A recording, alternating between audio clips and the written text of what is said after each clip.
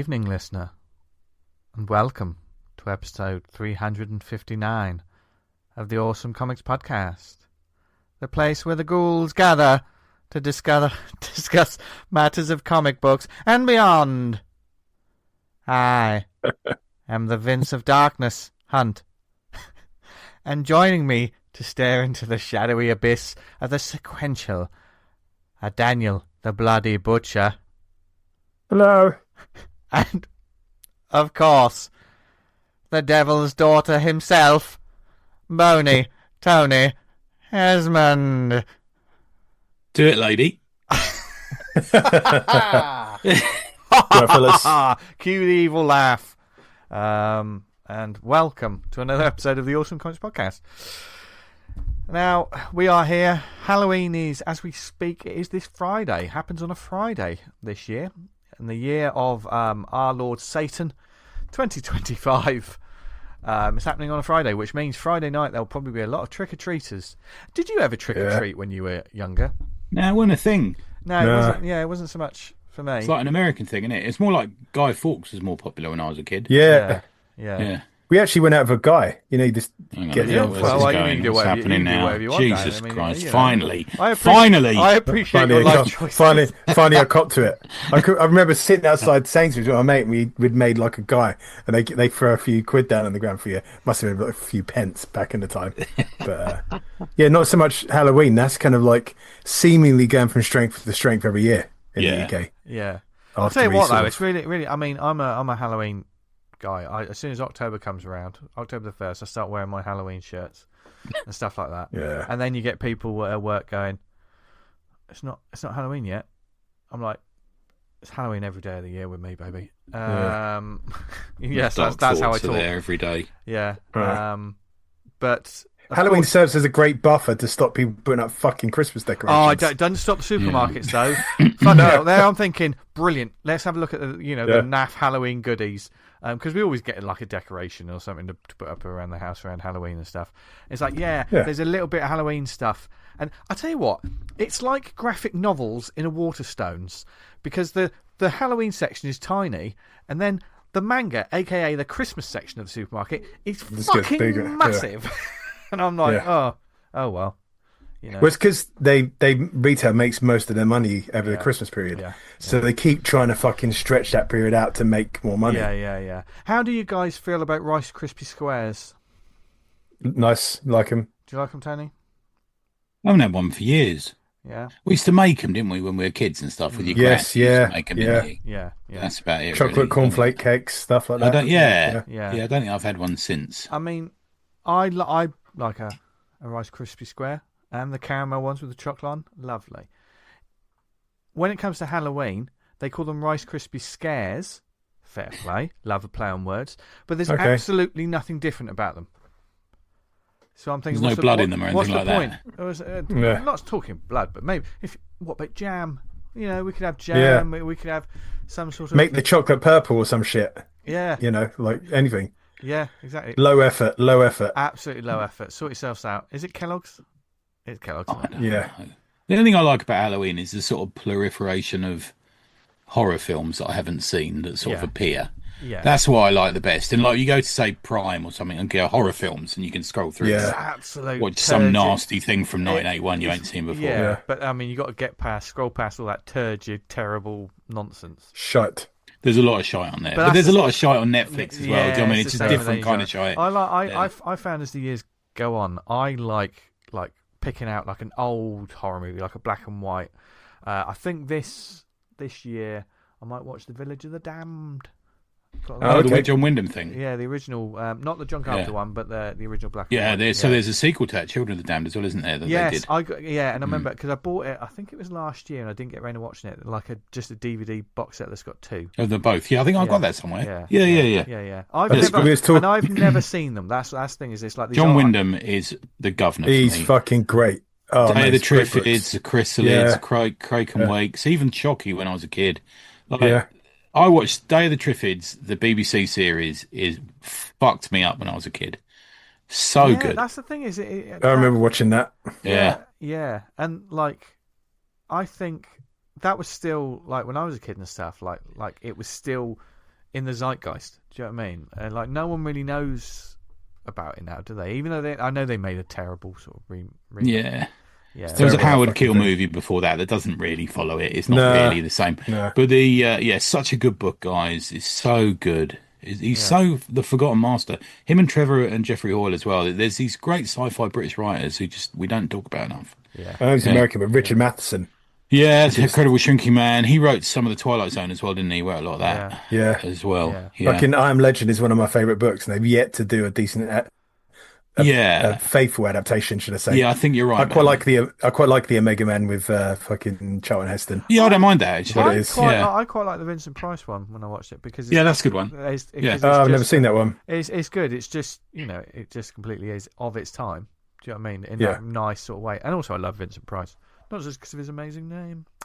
I remember seeing that Will Smith film and just like, man, I've never watched it all the way through. I saw the first. Did you even fucking bother reading the book? Because it's I Am Legend. Well, it's like iRobot. His thing that they did iRobot, and he just tells people robots not to get in a black man's car. And I'm like, I'm sure Asimov didn't write that bit. Like these things like even more modern takes, like World War Z, where if you read the book, it's more like a diary. The fucking book is great. Yeah, and it's more like there's an audio book where they do like a full cast reading, and every single entry is like a different actor. Yeah, okay. I'd really, if you got like a kind of drive or a flight, the World War Z audiobook, Z, whatever you want to call it, is fucking brilliant. It's really good. Cool. Have there been any horror comics that have done that sort of concept of like someone's a bunch of different people's accounts of something happening? Or done it was that JMS book I talked about a few weeks ago? Oh, the one about the suicide bus. One of the listeners messaged me saying that they really enjoyed that. It's quite touching. Yeah. They sort of went in for the different sort of style of writing, but stayed for the sort of emotion. And it's really well. It's quite an emotional book. Yeah, that's really well done. There's got to be comics out there that do the single event over a time span from different points of view of narration of like. Yeah, well, it's like I watched that. We were talking about it on the Slack. I watched that movie about the kids. What's it called again? Weapons.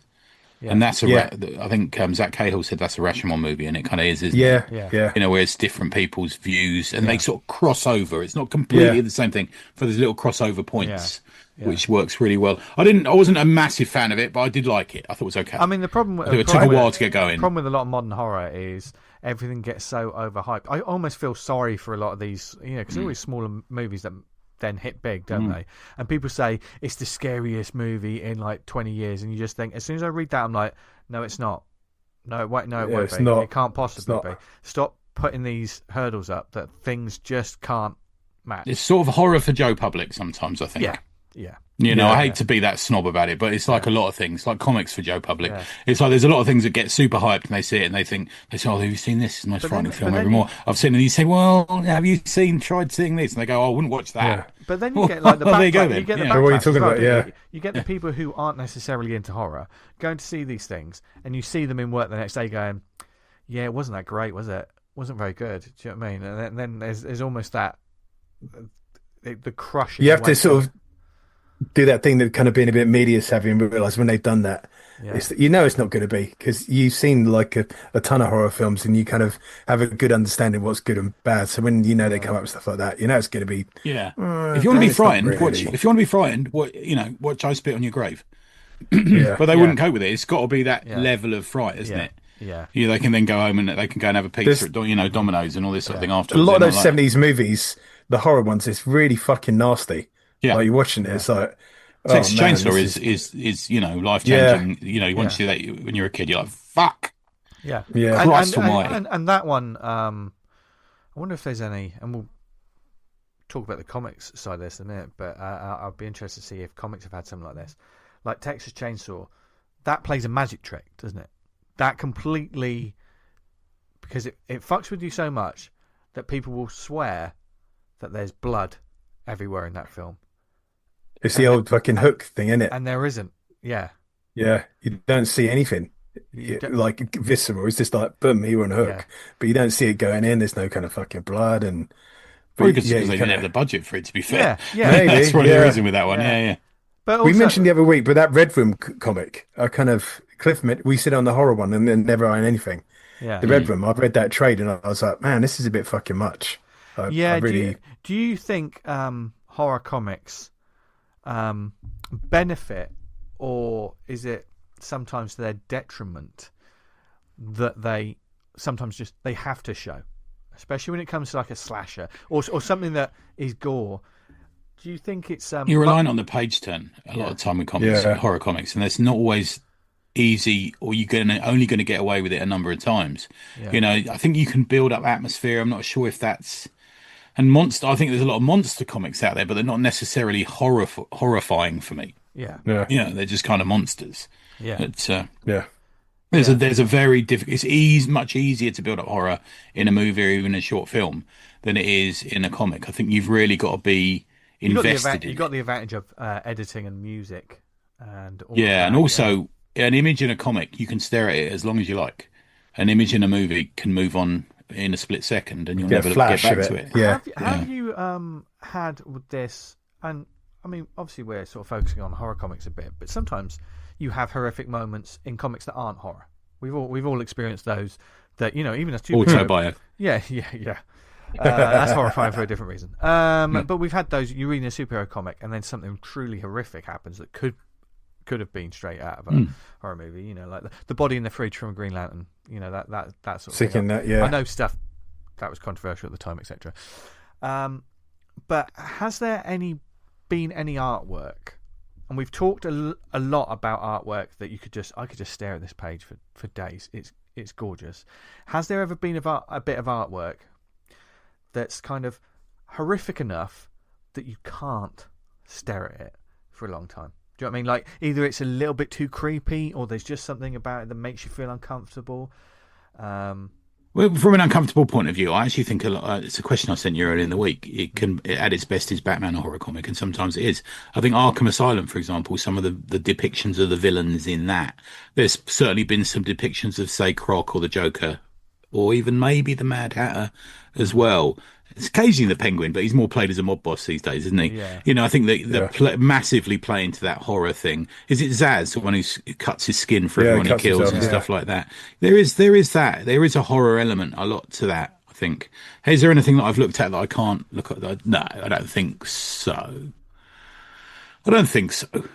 Maybe some Jason Burrows or some like Piscor or something. Maybe some Avatar type stuff. Have there been any images that have haunted you in a certain way, like lingered in the brain long after, but not in a wow, it's fucking amazing, just sort of like fucking hell, that's creepy? I think so. When you do a page turn, Eater, I mean, the name is always mentioned every year on the Halloween or every year, but some of the stuff from any Junji Ito sort of, I think it's the eyes with me, especially sometimes when you see with manga as well. When they go like the eyes are almost like a circle with like just a black dot in the middle, and then there's just dark around the exterior. That's freaky because it looks like it's staring straight at you.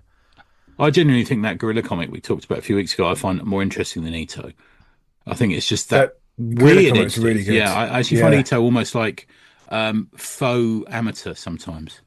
It's sometimes a little bit like that. But I think that I forget the name of the geezer. But some of the imagery in that, I'm like, fucking hell. Yeah. There's a moment in Crossed where the kids are cowering in a house they found. They find a couple of kids and they're cowering, and the next panel is the guy shooting them, the man and the woman shooting them. And I remember that really stayed with me. And it's just the implication that the kids can't survive, so we're going to kill them. It wasn't really a discussed point. And I really like that. I think it's when you get things like that, that when the story's carrying you along enough to you to just get what they mean, with the horror and stuff. Yeah. There's bringing up fucking Berserk again. There's moments in that and pages in that where the art is amazing, but like there's like threats of sexual violence, and you're like, this is fucking horrible. It's really like they're bad guys doing bad things to people, and you're just like, oh man, it's partly. It depends on your age. I think sometimes things that I saw as a kid in 2000 AD, there's some, I don't know, Mean Arena or Slain or even Nemesis that still haunts me to this day, because I read it when I was such a kid. Fiends of the Eastern Front, for example, there was this sort of team of vampire Romanian soldiers, and stuff like that. But they wouldn't haunt me now, I don't think. No. They wouldn't affect me now. I think there's stuff when I've seen like Slain fucking warping out as a kid. I was like, the Ballard Nelly stuff, especially like some of the Bisley. Yeah, I was like, fucking hell, that's really. Yeah. Yeah. Like, whoa. Yeah, I mean that's the person who wrote that's the beauty of comic My book Gorilla art. Family. Yeah. Sorry, Yeah. it's just loading up now. There's a great Sorry, Vince, I interrupted you. there's a great Conan. I remember this. I looked at it. For those that don't fucking pay attention to my rabbling on, I'm cataloguing my comics again, and I did a load of Conan issues yesterday. And I can't remember. It's an early Buscema where I think it's called Shogoth, and they're in this. They go to steal money from this in this basement, all these gold coins and stuff, and this creature turns up. And I remember seeing that in the Conan Weekly Marvel UK, and fuck. Yeah, but just this fucking eyeless creature suddenly appears in front of Conan. And there's a lot of Conan horror. There's a lot of horror to that. Yeah, there's a lot of crossover as well because like Howard and Lovecraft and stuff. Because the Shoggoth, they used to have these ideas in each other's books. Oh, is that a Lovecraftian word? Is it? I'm not sure if they got that one from a novel, but it wouldn't surprise me that they nicked it. It's in a novel, that one. Conan and this guy go into this fucking like abandoned city, and that thing's like charging around, and which is very much. Oh, I'm probably wrong. Is it at the Mountains of Madness? Something like there's something like that. There's one of them in that. Yeah, because there's like a labyrinth. Well, they were pen pals, weren't they? Yeah, those two. Yeah. I think Conan Very definitely interesting characters. fucked me up. But I think Conan managed to sort of join it with. He'd always be like getting it on with some sexy maiden, and she'd turn into a fucking vampire or something. There's always that sort of thing went on. I'm like, oh my god. Yeah. What if it bites your knob? I used to think that quite a lot. Yeah. I mean. Conan don't give a shit, man. No. Yeah, he's a geezer, isn't he? Yeah. I'm having sex. Deal with that later. Yeah. I wonder what his body count was for the whole series. Somebody worked that out for us. Do you think it's 2-to-1 ratio on men he killed and women he slept with. Maybe 4-to-1. He did a lot of killing. He did a lot of killing. Do you think there is any untapped areas of horror for comics to explore? Or Tony's just showing a lovely... Showing a BWS Elric issue. Yeah, Conan 14. It's a lovely issue. It's hard because kind of in the age we live in, everyone's sort of scrambling for ideas that haven't been done, and all the ideas seemingly have been done. It's just a matter of how they're told. I don't know. I couldn't think of one. If I had it... In the recommendations, I've got the most frightening thing known to man I'll be talking about. Oh, God. God. There's a little call ahead for that one. Oh, wow. That's something to look forward to, listeners. I'm just going to show you, and then we went to... Amazing. We're talking about that later. Yeah. Amazing. Should we roll it back to a more pleasant subject with Tony's adventures? Yes. Okay. Baltimore. Because whereas horror has been explored in many different aspects, Tony explores the world. Baltimore was a bit of a horror story. I've got to be honest with you. But not the Comic-Con. Comic-Con was marvellous, man. Firstly, just a big shout, much love to Cliff, aka Keith, Strotty, Alan Ben and Bruce Lisker. Bruce is Alan's son, so hello to him too. Jason and Dap and the OCs. It was a real sort of community, little group of guys wandering around a con kind of thing. It really was. It was really good fun. I showed you the Shang-Chi figure, did I? That Mate, yeah, it's fucking lovely. Absolutely amazing work. How cool is that? Yeah. Amazing.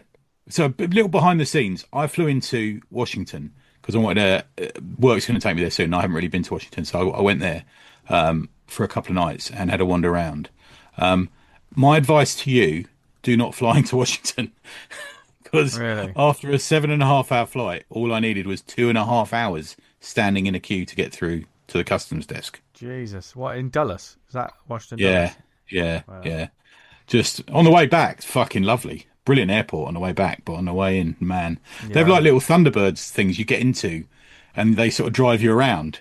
They're really weird. You have to drive from where you land to, customs and stuff like that. It's this little Thunderbird thing. I've been through Dulles a few times.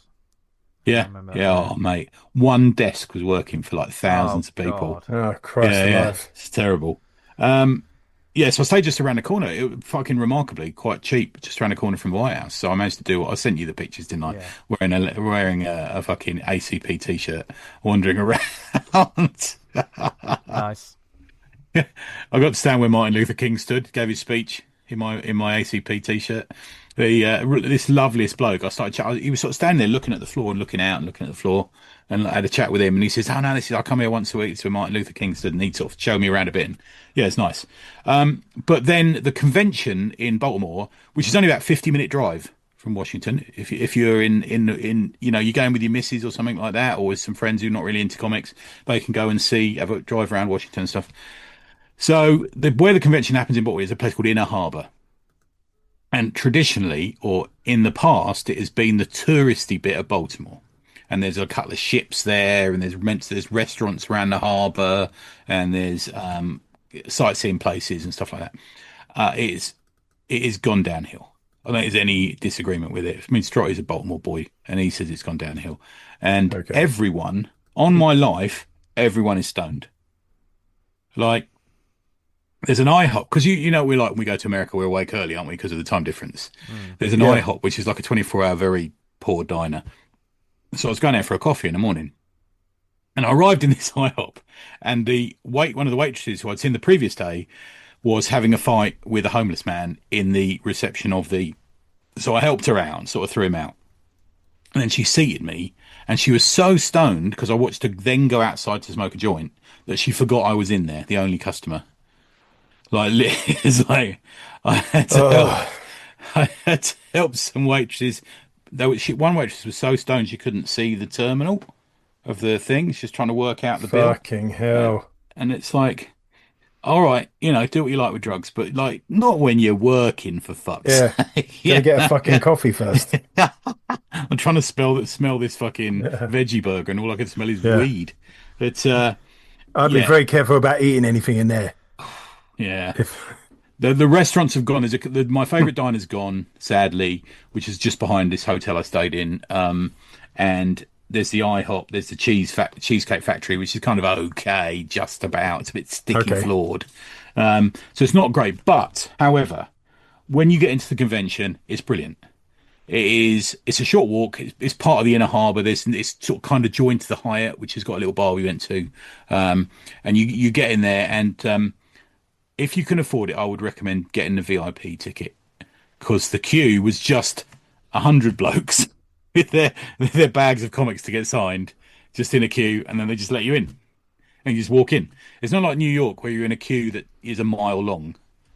Even just the normal queue's not like that. You just stand in the queue, and they open the doors, and everyone slowly walks in, and everyone's nice. I have genuinely never been to a convention where everyone, to a person, was so nice. Like, everyone. Wow, okay. Yeah. It was just the nicest experience. And it's a proper convention. It's a proper comic convention. It's about original art, back issues, every fucking Bronze and Silver Age artist still alive, who's there. No real queues for tables. There's a couple of tables, like Brian K. Vaughan's queue was quite long. Claremont's queue was quite long. Alan Davis's on and off was quite long, but I managed to just slip in and have a chat with him when it wasn't that long. In fact, I slipped in. He signed. I got Cliff a De'Aaron Quinch print, and I got in, and I said, "Oh," he says, "Where are you from?" I said, "Oh, from London." He said, "Oh, come here." Called his mate over, and he goes, "That's a proper London accent, not like your nonsense." I said, "Who's pretending to do a London accent?" He was laughing, this sort of thing. But yeah, mate, it's very wide open. There's a massive sort of concessions area where you can just, because you know it's like when we do conventions, you spin round and round and round. Sometimes you just want to have a talk and look through your comics. And, yeah. And there was never an instance of me sitting in that concessions area where someone didn't start chatting to us at the same table. But, brilliant. Really nice. Friendly, yeah. Yeah, I'm with Cliff and Strotty as well, both friendly guys, and we just had like an absolute fucking ball. Really nice. I just wrote down a few of the guests who I thought were, who I interacted with. I didn't get to speak to the Bone guy. What's his name again? Jeff Smith. Jeff Smith. He was just the line was too long. I will say, there's it's a real mixture of guests. So it's not just old blokes and old women who are in the Silver and Bronze Age, but there's a lot of newish people who are the sort of cool kids, Yeah. I will say the likes of Howard Chaykin, Walton Weasey, Mike Grell, Bob Hall, all these people who are not young people, put their time in it. You could always find them at a table. That's brilliant. But some of the youngsters, I didn't see at a table at all. At all. For the whole weekend. Wow. Yeah. Not great. Yeah. But there was some of them. We were like Andrew Cranky. I went and saw him. So it's so nice about the podcast, mate. What a fucking top geezer. So because you wheel round 3 or 4 times over the weekend. A couple times. Got to see him a few times. Got you guys a little present from him. But absolutely lovely. And said so many people have come up to him about the podcast and they chat with him about it. He was like over the moon. So I said, mate, oh, that's brilliant, man. That's great. That's you guys feel the same. He's welcome back anytime. Yeah. Yeah. Oh God, he's such talent. Yeah. Man, you only have to. I was sitting the other week, but his stuff on Instagram is just so. It's such great, killer, yeah. So lovely. The only problem, he didn't have a commissions open when I went and saw him, so otherwise I would have got a commission out of him. Yeah. I know he had one pre-show, which was Jason Wood had a G.I. Joe character done by him, and Jason was showing me. Yeah. I mean, Jason bought 2 clandestine pages from Alan Davis. Bloody I won't say how much because he did tell me, but he showed me them and they're fucking lovely, really lovely. Okay, so it's a few of the guests. So Brian K. Vaughan was kind of the biggie. I didn't get to see him. He was the one that you could pay extra to go and have like a sit down with and have a chat with, sort of thing. A couple of the EOC boys did that, and apparently he was lovely, really nice. Stan Sakai, fucking hell, what a fucking geezer! I mean, we're all lovers, aren't we, of Stan's work? Oh yeah. Big time, yeah. Top book for me. I've got a lot more than a long box. I'm just cataloguing all my Usagi today. But so we go, me, Strotty, and because you know what we're like, me, Strotty, and Cliff are wandering around being sarcastic fucks. Do you know what I mean? Like breaking each other's balls, as they say out there, constantly. And we decide, well, we're going to go to because it was like 6 o'clock or 5 o'clock on the Friday afternoon. And we thought, well, let's go and see him, and then we'll go for a bite to eat and have a drink. Yeah. So we go to see him, and he turns up, and I think the guy was still setting the mic up. And he said, Stan sort of turns to the audience. It wasn't massively full. None of the talks were massively full. There's quite a few people there. I said, does anyone want anything signing? And Cliff's gone, no one said anything, because I think people are just a bit shy, aren't they, really, sometimes? You know? Yeah. But Cliff stood up and said, oh, you can sign my sketchbook. Right? So he takes over his sketchbook. And it became like a fucking comedy act. Him and Stan at the front. Everyone was like laughing at things they were saying. And he was looking through Cliff's sketchbook, and Cliff's talking to the audience like he's a fucking comedian. And I look at Strotty and we're like, fucking hell. Strotty later said that's the best part of the convention for me. That bit. Brilliant. And so he gives him and he says, I've got a pen. So Cliff gives him his brush pen, and he draws a very quick sort of Usagi in his sketchbook, gives it back to Cliff. Everyone's laughing. Brilliant. And then later he gave a talk where he talked about the next 10 years of Usagi he's got planned out. Wow. Stan's a baller as well, man. He was going on about his second wife, and I thought, yeah, boy, yeah, you're a dude, aren't you? And and then the following day, Cliff took him his pen. He was sitting at his table on his own, and Cliff said, "Oh, by the way, you can have that pen." And it was like the nicest moment. It was like, that's awesome. Yeah, just brilliant. Is there a big height difference between the two? I imagine there is. Yeah. Oh, they're like Laurel and Hardy, but I was going to say, Cliff's a big fella. Oh, and Strotty's a big fella as well. It's like, I'm wandering around with 2 giants. But the Paul Pope and Jose Villarrubia was another one. So Paul Pope hasn't really done a convention, or so he says. I've got a feeling Paul Pope had maybe had a drink before his panel, but he was like, he's a good drunk. I mean, he's a good had a drink. Yeah. But Cliff knows Jose Villarrubia from SPX, and he was planning to interview him, so he sort of struck up a bit of friendship with Jose. But Paul Pope turns up, and I've got to tell you, one of the most we don't tend to do panels, do we? Really? No, we're not really panel goers anymore, are we? I don't know if why that is, but we just mucking about too much. I don't know. Those days just fucking absolutely zip by though. When we're kind of it's just that 1 minute you're saying hello to everyone, next minute everyone's fucking packing up. Yeah. So, but it was the most inspirational one I've been to for a long time. That's brilliant. There were some real questions that Pope was answering about inspiration and why he works and how he does it and where he finds stories and stuff like that. And he fucking loves Jose, because Jose colours a lot of his stuff. And he's like all over and saying it. And it was just, then afterwards, people were chatting to him so much, we got thrown out. And someone grabbed him a table, and he sat outside the hall just chatting to people. Some little girl came up and did her a Supergirl sketch, and went on for ages. It was just lovely. Do you know what I mean? It's like, but that's what Baltimore's like. It's not like massive loads of people trying to get the next Funko and all that sort of shit, you know. Yeah. Mike Grell. Oh man, I love Mike Grell so much. I was telling him I pre-ordered the new omnibus he's got, and he was telling me about it's going to be a gatefold all this sort of thing. Oh, it's lovely. He was super. Got something off him. One of my favourites of the weekend was Barbara Friedlander. Now, you may not know who she is, but she's very well recognised in the world of romance comics in the sort of 60s and 70s. And she was an editor as well at DC. And she is an absolute fucking delight. We just happened to be, me and Cliff were sort of fanning around, happened to be standing next to a table. And she started talking to us, and she's like, "Oh, she's like, where your accent's from? Not sales pushy or anything like that." And she was telling us about herself, and I thought, I've got to buy something from this lady. So I bought one of her comics. I mean, I'm not a big romance comic fan, it's just nice that I got it signed. Yeah. But she says, we're telling her we're comic makers and everything, and she says, I'll write something for you. And we're like, really? I'm like, oh my God, this is the best day ever. Yeah, this is great, man. Yeah. And I gave her some money for a back issue. And she gave me the change, and I put my hand out to take the change. And for some reason, she thought I wanted to hold her hand, which I did, obviously. But we then held hands for ages. We just held hands. Well, you're married. It was just now. Yeah. It was just this. That sounds a bit awkward, doesn't it? But it wasn't. It was just this really nice moment. And it's one of those ones where me and Cliff walked away, and she is so lovely. We were like a bit verklempt. Do you know what I mean? It's like this. That was the best moment ever. That was great. Lovely. Yeah. Kevin Maguire, he's doing Thought Bubble and MCM. Wow. Okay. So MCM today, obviously. Well, not today. Yeah. It's the 26th as we record this. It'll be the 27th when you hear this. Yeah. Hopefully. He didn't really know what Thought Bubble was. Oh, okay. So I sort of described Harrogate to him and how nice it is and the sort of vibe at Thought Bubble and stuff. And he's like, oh, okay. Didn't really understand that one. Klaus Janson, who, by his own admission, we caught him before he got grumpy. He said, how are you? And he went, I'll be grumpy later. Well, I'm okay at the moment. I hate these things to make me grumpy. So then he had a photograph of me and Cliff. It was the loveliest photograph ever. Adams was the same. Adams was like fucking hilarious. I walked over. Cliff was talking to her, and I walked over, and they were talking about Chris Claremont, and I went, "That's a made-up accent, Chris Claremont Scott." And he went, "Yeah, you're right."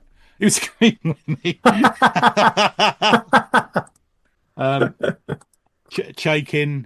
I mean, did I send you the picture of the three of us with Chaikin? I think I did. Yeah, I think so. Yeah, you must have done. God, what a fucking geezer! He's got this mate of his who we end up talking to as well, who used to be head of the Sci-Fi Channel, and I said, how do you know each other? Or as Cliff said to him, how do you know each other? And he said, he used to get me all the girls back in the 80s. That's brilliant. Peter J. Tomasi, who's obviously the other writer at Ghost Machine. I went and saw him. He's the one with the sunglasses on. I sent you the picture of with the round glasses. And I was chatting to him about Ghost Machine. I said, what is it? How are they not on awards? What's happening? And he says, it's because we don't have a movie deal and anything. And I said, well, there's awards tonight. Because for those that don't know, on the Saturday night is the awards for Baltimore. And I was going to... Is that the Ringo? No. Yeah, that's it, yeah. Ringo Awards. Yeah. I was going to treat Cliff and Strotty. And then I looked at the list and it's just, what? Where are all the actual good people this year on this list? It's all very cliquey, I think, these awards. And I said to him... The fucking names you got there. Yeah. I know. And I said to him, the reason I'm not going to the awards tonight is because you guys aren't on the awards, aren't on the ballot. And he went, no, but he was really appreciated. He was lovely, really nice, actually. Dean Haspiel was nice. He's pals with Cliff, Keith. Tony Fleece says hello. He's got to hang out with him. Nice one. Mark Buckingham, like, really, it's such a shame because I said to Mark, I was chatting to Mark because obviously we flew back last time I was in Baltimore. Do you remember we flew back together? And he's like, when are you flying back? And I'm like, I'm flying back through Washington. He went, like that. So that would have been a great flight if we'd have been on the same one, you know? Yeah. He was lovely. He talked a little bit. I don't think I can talk about it on mic, but he talked a bit about the Fables stuff that went on. Okay. About that. Interesting. Yeah. You have to tell us that after we've recorded. Yeah. Because that all got a bit fucking frilly, didn't it, online? Yeah. Yeah. And he's doing some work he told me about as well with a favourite writer of ours, which I don't think I can say either, but can't wait. He's doing it in a bit of a Fable style as well, which is really interesting. Steve Oliff, I bought the Legion of Superheroes thing off him. Mate, that is just the tip of the iceberg for the actual sort of name guests. But small press-wise, fucking loads. And loads of good small press. There's the odd fucking badge and print and thing. You can't get away from it. Yeah. But there's a lot of good comics and a lot of really nice people. there was a couple there. I'll give him the comic to Cliff because they're local and he writes his column for Maryland. But they had a poster up that says, was it Count Dracula was a nonce? And I said, I've got to speak to you. What's that mean? And they were like, oh, what does nonce mean? Because they realised we were English. So I told them, they're like, oh, wow. They're like this. So there's a lot of crossover with Heroes. So Baltimore and Heroes are almost like sister-brother conventions, I think. Very similar in vibe. The comic shop Heroes in North Carolina had a table there, had a massive presence there. So I think they're kind of mates. So a very similar kind of vibe to it. It was the best thing ever. Oh man, it sounds great. It sounds awesome. I had about this much. I've got a graphic novel to send you. Oh, I hate that word. I've got the Green Archer book to send you, Vince, as well, because Alan gave it to me. But Alan said, "Oh, can you take this back for Vince?" I said, "I've got about this much room in my suitcase." He gave a copy to Mike Grell. Mike was apparently loving it and showing it to people. I don't think we can say, but yeah. No, yeah. Yeah, that's good. That's great, man. Yeah. If you've ever given your comic to like someone in the industry that you really like and appreciate their work and they've done similar to yours, it's a fucking high you can't buy. Yeah. Like we gave a comic, Cliff had previously given a comic to Dean Haspiel, and Dean Haspiel was like all over us. He's like, this is fucking really nice, really well done. Like that, and he's like showing it to people. I thought, oh fucking hell, that's what a nice dude. Great man. What a lovely dude. Yeah. Anyway, that's Baltimore. If you can go there, don't worry about anything outside of the convention centre. Pick a nice hotel, not the one I stayed in, but it's if you're a comics fan, it's pure comics. It's just beautiful. Every element of comics, the art, the back issues, the creators, the small press. It's just beautiful. It's lovely. I've got so much small press to talk about. Over the past years, it's one of the ones that gets more and more buzz, isn't it? It is, yeah. That and Heroes, I kind of think are the two. New York, although New York has more people this year, it's the second highest number at New York this year. What's the word on Emerald City at the moment? I don't know. I'm not sure. Because that used to be one of the big... Yeah, it's a bit like C2E2 was talked about a bit more as well, wasn't it? Yeah. I wonder, I'll have a look at the Emerald City one. Yeah. Yeah, interesting. Because that's West Coast, isn't it? Because that's Seattle. Yeah. Has LA got a big one? I'm not sure. I'm not sure, actually. I suppose San Diego's the nearest. I suppose, yeah. It's a bit further down. It's not that. It's a very close San Diego, isn't it? Yeah. Yeah. Okay. There you go. Yeah. But Baltimore, look out for it. And Defo. If you're part of the community and you were there, let us know what you thought of it. And the small press and indie comics that you picked up. Yeah. So, big shout out to Trev, by the way, from the OC. We had a little coffee with him. Comic chat. It's good. Oh, nice one. Yeah. Nice. Speaking of comics, we've had a bit of a read of a Japanese sort of horror adjacent book that we had to talk about. And then afterwards, I've got a little bit of a trivia. It's hard to think of it. Normally, Tony does the questions when we do these little quizzes, and he's got a little. We've got a little quiz. Wiz Quiz. Wiz Quiz later. So there's lots of audience participation needed. But it is difficult thinking of things considering Tony's read everything. Oh, I don't know. I'm not a big horror comics guy, though. Yeah, I've gone fairly broad with some of the questions, and it's more just sort of interesting little things to know. And because it's the internet, some of the answers may be wrong. But you never know, do you? But before that, of course... we had a little dive into a book. Who wants to kick off with this, gents? So we're going to have a little discussion about this book, which is coming out. We were sent in... It's being released... Yeah. When is it being released, guys? I think it's the 4th of November. 4th of November, from Living the Line, isn't it? Our friends at Living the Line. Smudge imprint at Living the Line. Yeah.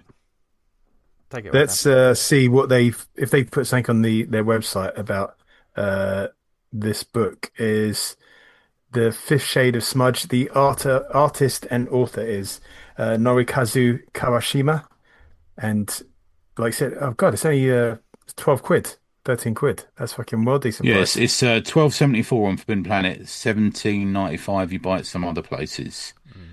As I looked up. I'm just trying to find like a bit of. I should have done this before. I got a bit of a summary of the story. This is the kind of into it.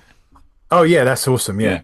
So it's mainly about a girl called Marumo. We haven't said the title of it yet. Oh, sorry, it's the girl who raised the dead. Go Raise There the you go. Dead. Yeah. Yeah, so it's actually a book from, I think it's the 80s that it originally came out. 1987 is really Yeah. published. Yeah. And this girl, she gets hit by lightning, and we think she dies, and she swallows this orb of light and comes back to life. Miracles exist is the little phrase that's used in it. And she begins to start doing good deeds. Like she stops a bully bullying, but there's a violent element to it. So she stops this bully doing stuff, who's a girl at the school who's got a razor blade, and she ends up cutting herself. And you begin to see that it's a bit Scanners, it's a bit The Fury, isn't it? This sort of psychic powers have started taking over. It's weird, isn't it? I kind of think that Japan treats psychic powers as a horror story, while America kind of treats it as a superpower. Yeah.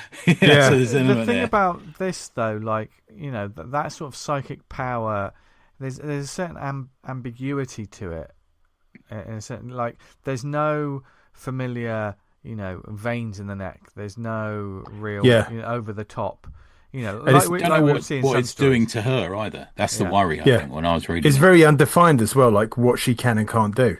Like a lot of kind of Western stuff, I'd imagine, like, well, she can do telekinesis, she can do X and Y and Z.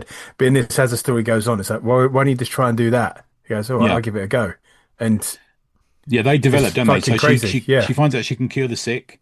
She kills a serial killer, and she finds out she can fly, and she gets little clues like visions of the future.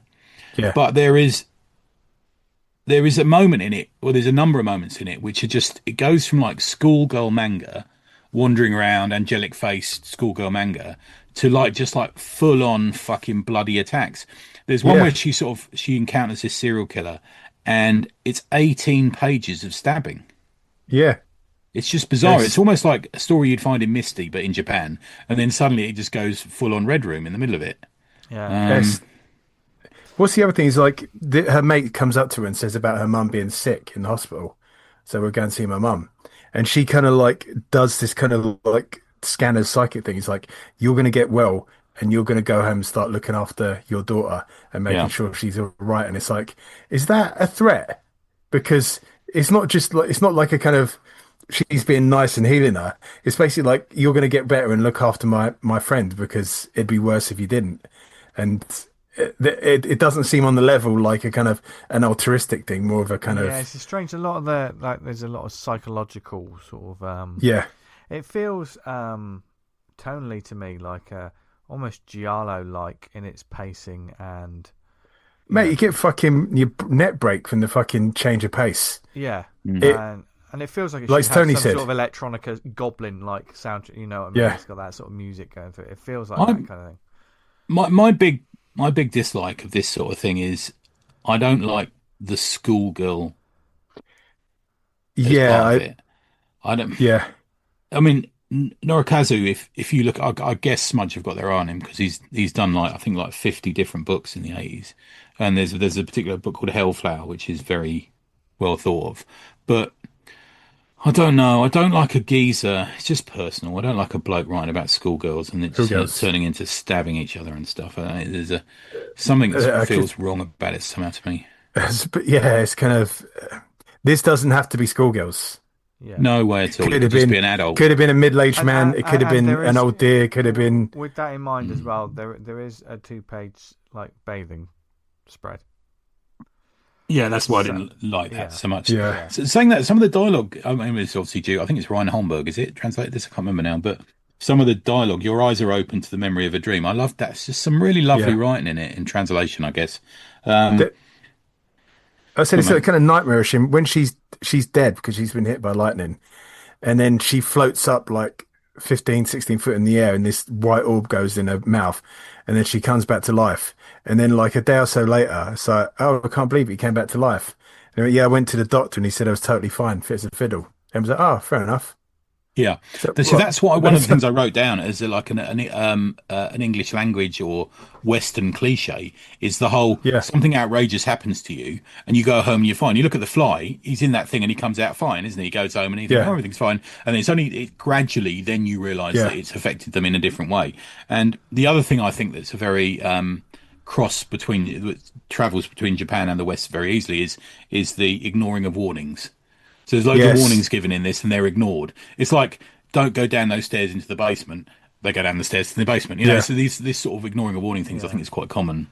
I think we can do complete spoilers because, like, you wouldn't be able to cover the entirety of this book with. And I think the crazy shit that happens. Like you say, Dan. Tonally, it's all over. It's all over the shop in terms of it feels like someone just switching the channel on a TV. It does, doesn't it? Sometimes. Yeah.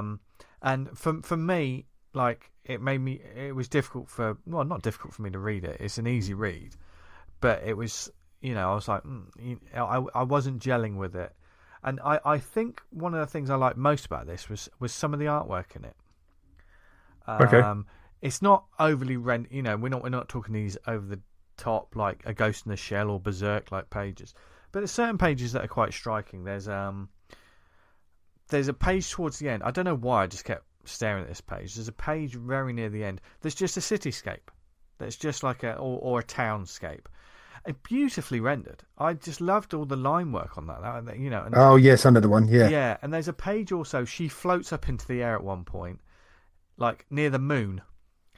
And there's a couple of pages where she's just floating about near this moon, but like the texture and the ink work that's going on look lovely. And then shortly, like near there as well, there's another striking page where and it happens a lot in this book, a figure talking and their face is covered in shadow.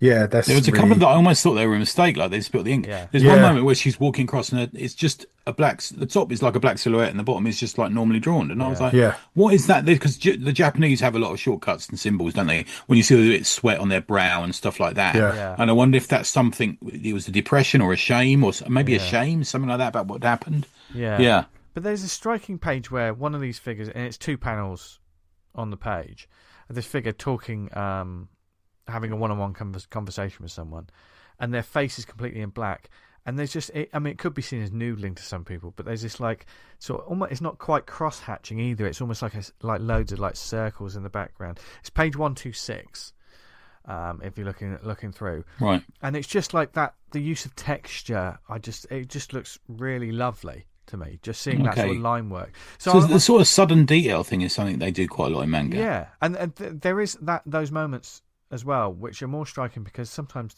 there are pages of this that feel like not too much happens. No, it's quite a lot. It's quite a quick read. Yeah. It's like towards the end when you get that cityscape of all the buildings, you go, okay, now. Yeah. Where's this come from? That's pretty amazing. And also, like say, Tony, that those pages and pages of stabbings and death, I was like, what the fuck? 18 pages at one go of just stabbings. Yeah. There's one where she gets attacked in the house and like the guy's absolutely fucking slashing her up. She's like, if I can get through here, it'll be okay. It's like, you've lost your hand. Yeah, that's right. He's chopped your hand off. Yeah, that one. Yeah. I should mention as well that Her Frankenstein was the previous book that they did, which I think if you go back about a year ago, you'll realise we reviewed then. Yeah. Right, okay. As well. But I have to say, Ijima Ichiro's My Gorilla Family I preferred. And I think it's a much more horrific, scary book. Because it's just sort of little Twilight Zone, EC comic style, idea, short story, idea, short story, idea, short story. I mean, this does prolong the read. At no point in this did I get bored, but it's a much longer form read. Yeah. There's no way I'd be able to judge any of the fucking beats in that book from what happens. And it's interesting because we all read it, and when we were discussing it earlier, we had slightly differing takes on the ending, which I think. That's interesting. Yeah, because I thought it was a good thing. Should we leave the reader to figure it out? But I thought it was a good thing, and you thought it was a fucking deluded, gonna go and die thing. Yeah, is that right? Yeah. Okay. I would say there's certain ambiguity about it. There is. The ending. Is this a good thing or a bad thing? Like it's. Yeah. Like as with the story, I couldn't tell if it is or not because. And also, the main character's hair changes color at the end. Yes, that was very confusing to me. It really confused me. Yeah. Because she's a blonde girl throughout. Very simply drawn, and she's a blonde, which is why you pick her out all the And time. because it doesn't sort of say, there's no box sort of saying 5 years later or anything like that. Yeah. You're like, oh, right, okay. Right. But interesting, I mean, you know, the horror genre, no matter, you know, levels of horror, no matter what it is, it's all about interpretation anyway, isn't it? Like, you know, I think the Japanese do this female psychic girl thing. I mean, My the Psychic Girl is one, isn't it? You know, that's another one. Big time. They do this young girl psychic thing quite a lot. I don't know it enough to know how it's. I mean, it's not. I've read worse things this week by a long. I actually quite enjoyed the read. It wasn't too bad. I sat and read it over a coffee, and it was like 180 pages or something. I'd absolutely blitz through it. Me too. Yeah. I mean, because it was one of those things that when I initially sort of just glanced through, I was like, I'm not sure, you know, dare I say, there was part of me that was like, I'm not sure I want to read it. Do you know what I mean? It didn't really, there wasn't anything. Understandable, that really jumped out. It hasn't stayed with me as much as the Gorilla Book. Yeah. The Gorilla Book has stayed with me. But by reading it, I was like, oh, I'm getting more out of this than I thought it would, which is both, which can be both good, bad, and indifferent. You know, there's different experiences, isn't it? So. Looking at Norikazu's back catalogue as well, it looks like most of his horror comics are about females. So maybe he's known for that. Yeah. Mate, it could be well as that they sold. Yeah. If he was doing it if he was doing it for girl readership, that's what they'd fucking bought. Yeah, maybe, yeah. He died in 2018, by the way, just on look that up. Oh, okay. Yeah. It's because their markets are very different to over here, aren't they? Yeah. Or in the States and West. Very sales driven a lot of the time, Yeah. Well, and especially the horror markets around the world, I think, have sort of. It's interesting seeing what kind of books are appealing to people in different sort of countries, isn't it? You know, I mean, I don't know. I haven't experienced it. I'd be interested to see what kind of straight up horror books in Europe, you know, there are. And I know we got Requiem. Obviously, that's a Pat joint. Dan Charlie keeps recommending these fucking Italian horrors to me that are the craziest thing. One is Adolf Hitler versus a sexy female vampire. Itself. I mean, he talked a bit about it when we had the TBH. Yeah, he did. Yeah, nice. But yeah, so you know, it's coming out soon, so check it out. I think, and obviously living the line. Get all over that smudge imprint. That's the Gorilla Book is just fucking amazing. That is fucking something else. I'd really recommend that one. Living the line. A lot of fun. I do brilliant quality. Doing great work. Yeah, curated content. Do you know what I mean? I used a terrible word, content, then, but you know what I mean. Like, it's actually they're choosing what. Go to livingtheline.com and they've got a whole selection of books. So, Frankenstein. There's so much on there. Face Meat by you love that, don't you? It's really good. Really good book. And former guest on the show. So, the nicest dude in the world. I love that dude. Yeah. I was Harpy as well. I've got to pre-order that from EPHK. That's the one I'm looking forward to reading, actually, because I've got that one lined up, because that's fucking gorgeous. I sent over the digital version. I started looking at it. I was like, I want the print. I'm not going to read it anymore. Yeah. So I'm going to wait till I get the version. I love it when that happens. I love it when that happens. But we get inordinately excited when emails come through from Living the Line. Yeah. Oh man, it's his fucking gold. It's so good. They're good books. Yeah, they're really good books. Yeah. So thank you to them, as always, and to anyone else who sends us anything. We really appreciate it. Now we've got who wants to have a little bit of a quiz? I'm going. We've got two quizzes in a row now. Yeah, two quizzes. Yeah. Now I've got some general trivia horror comic questions to ask the chat. Okay. Which will probably let's not do a versus one because Tony's going to kick me all over the street. No, I don't know much about horror comics. I really don't. Well, the interesting thing about this, some of these you maybe will, Tony, or maybe you should. So in other words, maybe I should. Yeah. So we'll start. So get your pens and paper ready. We've got to write these down. No, you don't have to. I'm okay. Okay. No, okay. And they're fairly broad. It's just a little bit of a Halloween quiz. So we're going to start with. We all know Swamp Thing. Classic.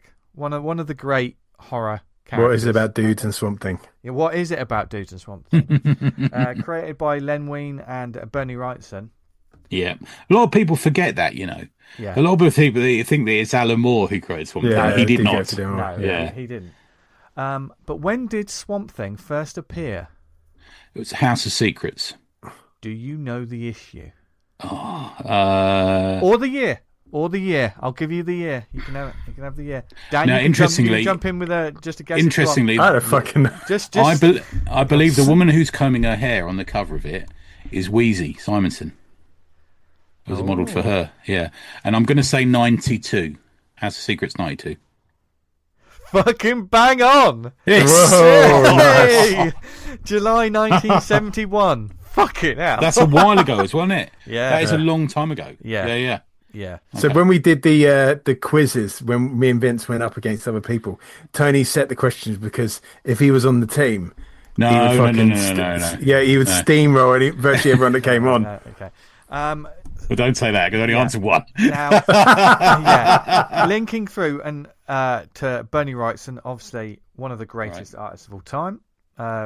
Frankenstein, which is just about to hit Netflix soon, I think has a shout out. Is that based? Hal saw it the other day, didn't he? Yeah, obviously it's based on the Frankenstein book, but the inspiration for the artwork and stuff is Bernie Wrightson. He gets a shout out. Okay. In it. So, and if anyone's seen the illustrations for the Mary Shelley's Frankenstein by Bernie Wrightson, please do check them out if you haven't seen them, because they will inspire you in so many ways. You know when people get mixed up between Frankenstein's and Frankenstein's monster? Yeah. That doesn't bother me at all. No, don't bother me. I don't care. Yeah. I don't care.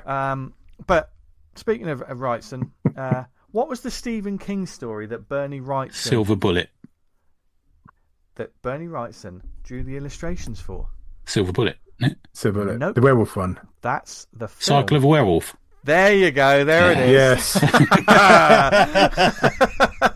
Yes. The Silver fucking Bullet. illustrations that are amazing. Yeah. They are really good. There is Yeah. a page when I think someone is getting their face slashed by a werewolf. Yeah, And it's either a copper or a security guard. Yeah. Surprisingly, Something like that, didn't do that many comics, Bernie. When you look at it, there was not loads of comics done by him. No. I would recommend anyone, because there's not that many issues. Go and pick up. They've reprinted it so many times. Go and pick up the Swamp Thing. It's just weird. There's one with aliens in that's just bizarre. Yeah. Yeah. Okay. How many issues did Tomb of Dracula have in its run? Was it like 72? I would say like 50 odd. Higher or lower? Tony's 60. the closest. With Is it in 70. 60? 70. Oh, okay. 70. Right. April 72 to August 1979. Apparently. Here's one for Tony. Or you two. Love that. Which issue did Blade turn up in? I don't know. Oh, do you know what? I could say that because there is another adjacent question. Oh, is it? Really? Yeah, Go on. Yeah. Tony, do you want to have a guess at what issue it was? No, I should know this, and I can't. It's something like, it's not like 21, is it? No. 1973. It was number 10. Oh, okay. Oh, wow. Really early on. Yeah. And there's a couple of questions in a sec from sellmycomicbooks.com, which have a load of old comic books. They will tell you the minimum value of that comic book itself, and the record sale of that particular issue. Okay. The first appearance of Blade on this website. Cool. Yeah. What do you think is the record sale of that particular issue for the first appearance of Blade the Vampire Slayer? See, that's weird because it's in dollars. It's in dollars. It'll be slabbed when it'll be a slabbed 9 or something like that. I would imagine that a lot of the top sales will be something like that when they. Yeah, the money goes stupidly. I'm going to say slabbed. I don't know. God, they go stupid money. They go absolutely stupid money. I'm going to say 5k. Okay. Yeah. Dan's got 5k. I honestly, that is the shot in the dark because, like Tony said, yeah. it's all over the place. Yeah, so it's like a slabbed 8.4 or something. It's going to be. I'm going to say, yeah, that's not a bad shout, Dan. I'm going to go with Dan. I'm going to say 5k. Actually. 5k. Yeah. The record sale, $48,000. Fuck me. Nowhere near close. Minimum value, it says here, is $180. Now, we were talking about Swamp Thing right next to this on this particular page. House of Secrets 92, first Swamp Thing. What's the record sale for that one? Well, if that one was that Swamp Thing one's got to be way higher. Well, What do you think, listeners? As this 9K. I'm saying 9K. Dan? 15. $90,000. Fucking hell. Interesting. The minimum value of that is $160 compared to the. It's all in. I mean, if it's falling apart and you can't read it, and it's going to be tenpence. Yeah. Do you know what I mean? It's like. Yeah. I presume they must. Within a certain where you range. buy it. Yeah. There'll be some bloke who's found it in a charity shop or something, and it's that's not the minimum value. Okay. If it's going for like on heritage auctions for like some higher fangled auction, it's going to go for a fucking lot. Yeah. And that slabbing thing ridiculously inflates prices. Yeah. Okay. The last one of these ones, because I just found this page and I thought this was fun. Okay, that's good. Werewolf by Night, issue 32. Right? Yeah. Here's the first question. Moon Knight. I was about to say, who's the first appearance That's of? the only one I would make a guess at, Moon Knight. Right, okay. Minimum value for this is $280. Oh, okay. What's the record sale of that one? 150k. Fucking hell. I'm saying 60k. I'm going to 60k. Okay, we're talking a bit lower on this one. It was only $31,200. But I love the fact that you seem to clock on. Right, these are fucking crazy prices. Yeah. Yeah. So that was a sellmycomicbooks.com. That was just a funny little page. Then might go into that a little bit more. Okay, a couple more. Got two more. EC Comics. What does EC Comics stand for? Educational comics, isn't it? Is that right? No, but you've already answered the second question. Oh, sorry. No, don't. No. Go on. I don't know. Entertaining comics? I know this, and I've talked about it on a podcast. But, it's entertaining comics. Right. Okay. They were educational comics until 1947, when William Gaines took over from his father and renamed it Entertaining Comics. It's a bit. If you have comics in the name of your company, you end up getting called like EC Comics, where it's like Entertainment Comics. Like, what does DC Comics stand for? Yeah. Detective Comics. DC. Detective Comics. It's like, what's your PIN number? What's your personal identification number? Published by Marvel in 2014. What is the name of the comic book series written by George Romero? Is it Raise the Dead? Ooh. It ran for 15, I don't know that. 15 issues, written by George Romero. Who's the artist? There were 3 acts. Alex Maleev was on Act 1. Yeah, it's a zombie book. Dalibor Talajic was Act 2. Like his stuff. Got some of his on the wall here. Andrea. It wasn't a Marvel Zombies Muti thing. Act 3. Nope. It was something like Raise the Dead. It was something the Dead. Am I right in saying that? It's got Dead in the title. I've got it. I can't think what it is. Dead World, Dead. Think of George Romero. Think of the names of the George The Romero zombies. thing. But They're the Dead. Something of the Dead. Yeah, something of the Dead. Something of the Dead. But what would it be? Knobs of the Dead. Heroes of the Dead. No. It's not linked into the superhero universe, is it? Is it standalone? I've read it. Yeah. I've read it. I like Maleev. Yeah. Maleev was there this weekend. No, I can't think, man. Forget it. I can see the cover in front of me. Empire of the Dead. Oh, right. Okay. There you go. To give a synopsis of what that was about. Zombies. Okay. I'll say that because I just closed the page. A load of sort of desperate-looking blokes and women. Yeah.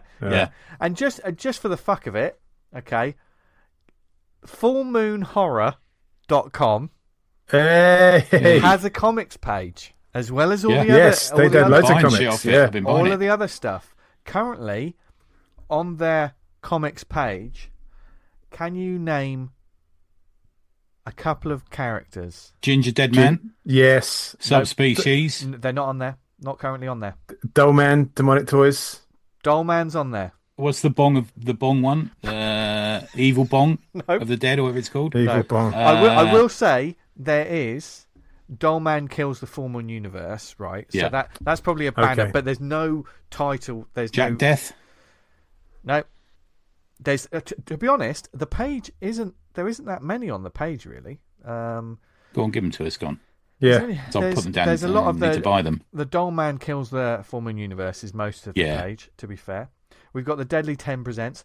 But they didn't publish that, did they? Didn't they give? Doesn't someone else publish that, or have they taken it over? Well, it's on. I mean, it wouldn't surprise me if they've just got issues and they're selling it on their site. Yeah. Femalien. Ah, yes, Femalien. I've got that film. Yeah. I've never seen that one. And the other one is Blade the Iron Cross, which is obviously about the Puppet Master character. Ones. Yeah. I've got an action figure of him over there. Yes. If you haven't seen the Puppet Master, The Littlest Reich is an eye-opening movie. If you want to try watching that one, that is something else. But there you go. How many did you get, listeners? It was we learned. That was a lot. tough. That was good fun. Yeah. We learned, we laughed, we loved, and that's what this show's all about. We've got some comics to recommend a little bit later.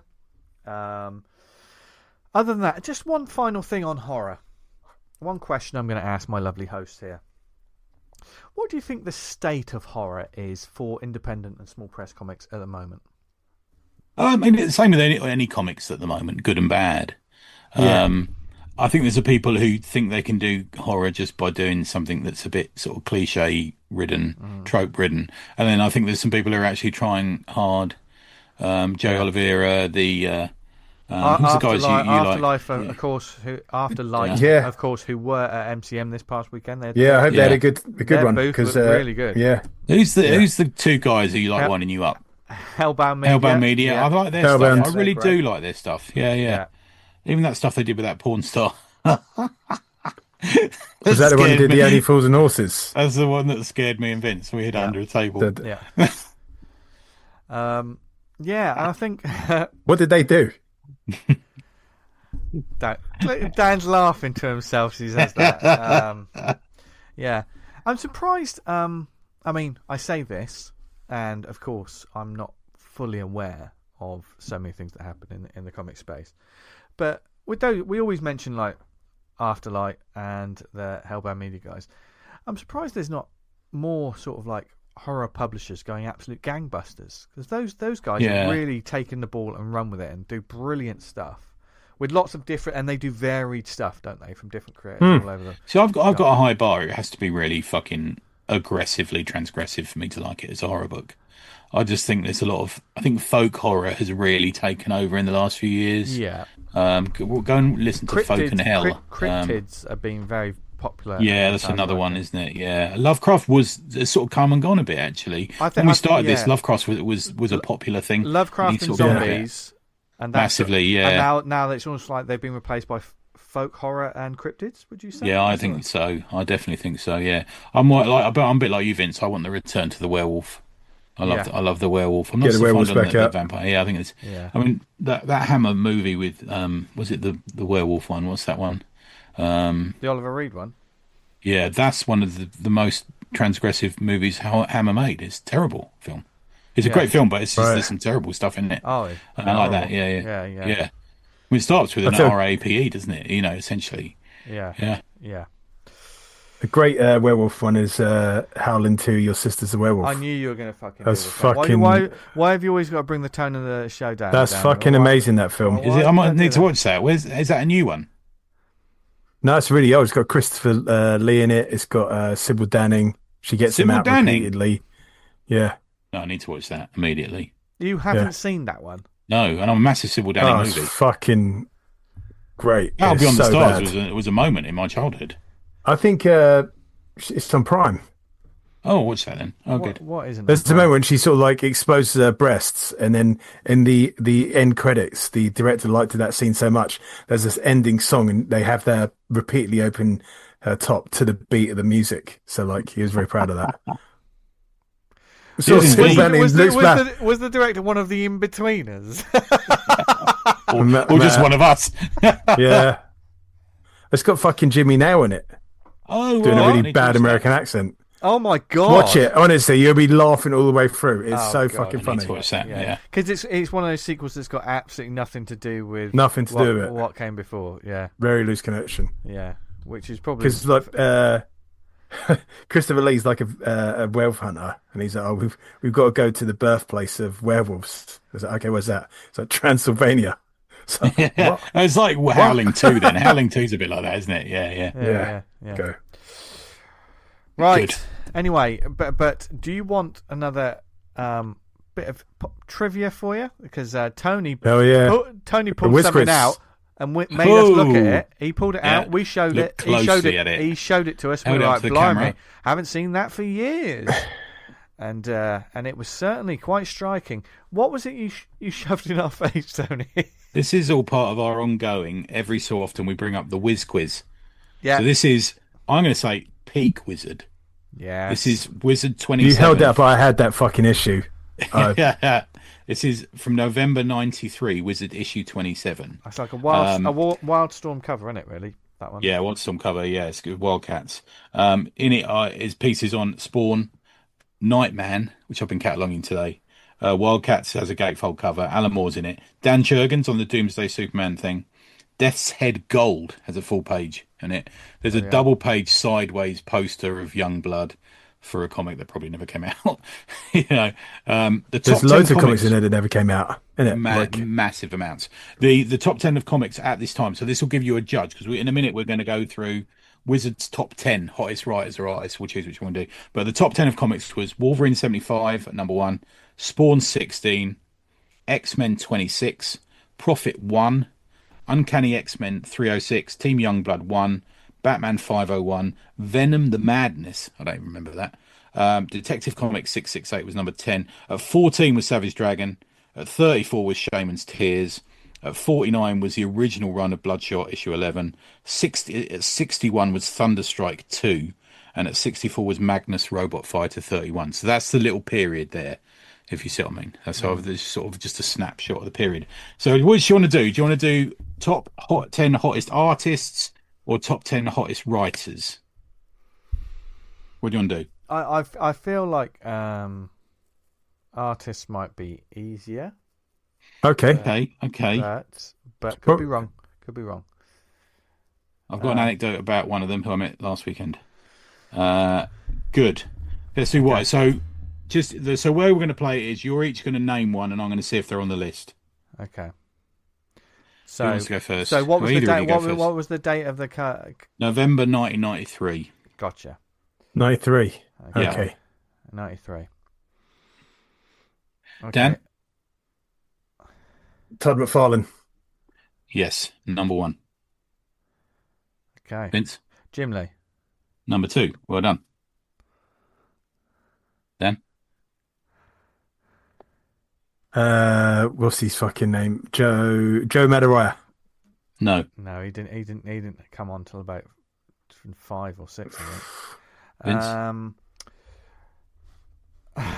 Rob Liefeld. No. No, okay. I was just thinking the Image Boom that because Wizard were all over it, weren't they? Surprisingly not. They must have fallen out with him at this point, I guess. They're right. Dan? Joe Quesada. Yes, number 3. Well done. Oh, wow. Oh, wow. Yeah. 93. He was that right? Okay. Jason Scott Campbell. No. Oh. Dan? Right. Okay. Silvestri. Mark Silvestri. Yes, number 4. Yeah. So if we go for the Image guys. Okay. Yeah. George Perez. No. Ooh. Weiss Portacio. Did I say? No. Right. No. No. Okay. Oh God, I can't think of the. I'm not sure if Larson would make the list. No. Yeah, he does. Another one. Oh, well done. Number 6. Yeah. Vince. Oh God. Right.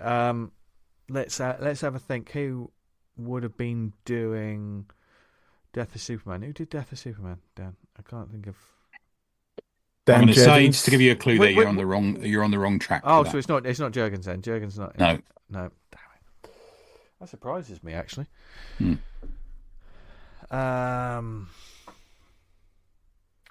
God.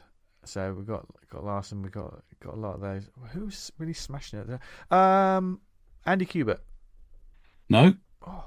Shall I start giving clues? Yeah. Yeah. One of them was a man that I reminded him when I saw him this weekend of what a terrible London convention he'd been to. Oh, not Bart Sears. Yes, Bart Sears. Yeah. Dan, you're on 5. You're storming this one. Of course, Bart Sears must have been doing Justice League Europe at that time. I guess, yeah. I fucking loved that series. Was that the time he was doing, what do you call it? The Ultraverse? Don't. Because he might have been on that fucking Prime book. Or Exo. Oh, okay. Yeah, he did Exo, didn't he? Yeah. One of them is still about now. He's just done a Batman team-up book that's the hotness at the moment.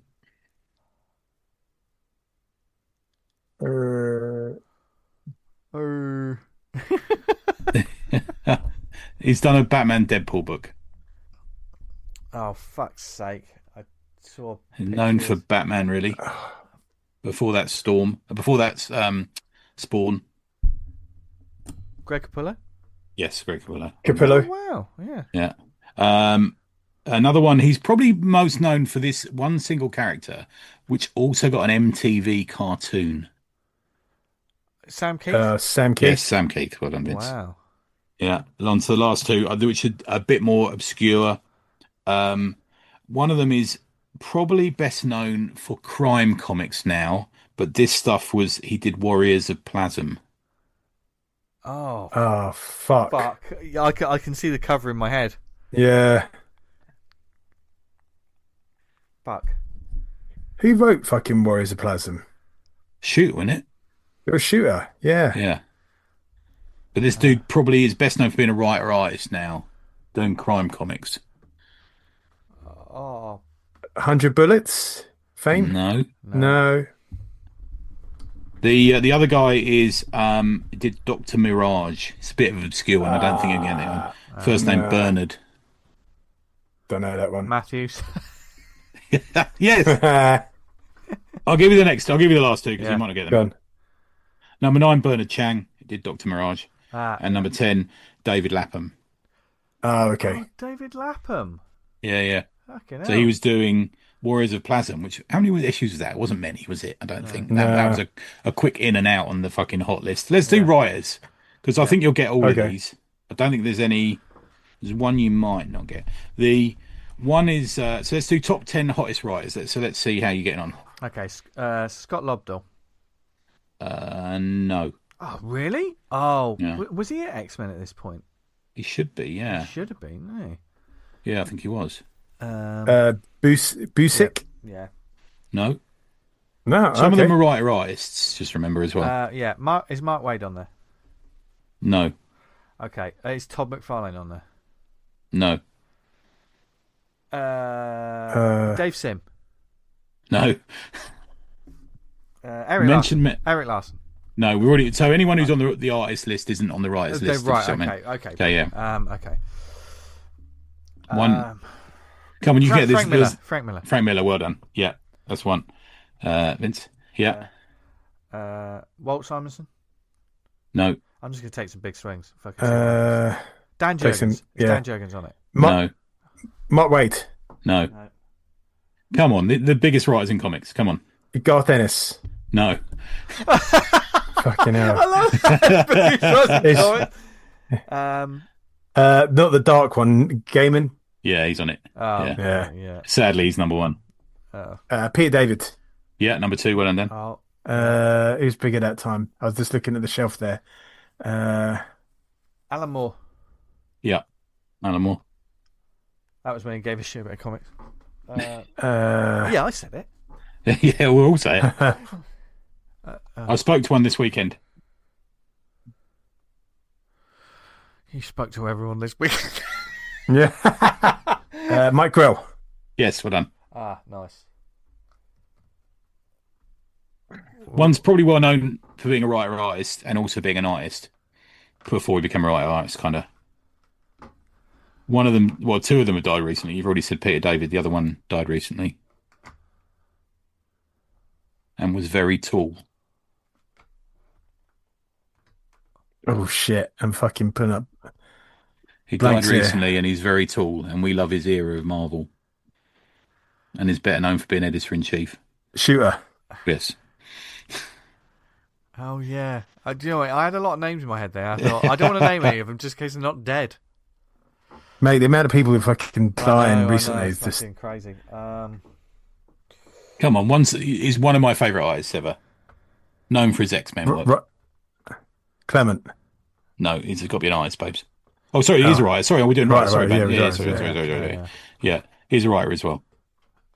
It's closely associated with Clement. God. These quizzes kill me, man. I'm really John Byrne, well done. John Byrne. One Chuck X-Force X-Force, New Warriors, Nomad, Night Thrasher, X-Men. Dan Jurgens. No. Fucking. Got 3 left. One I don't think you'll get. New Warriors. No. Wolfman's not in there, is he? No. Ron Mars? No. Good shout. Good try. Yeah. Oh God, I can't. I've got one who's known for the Spectre, Magnus Robot Fighter. The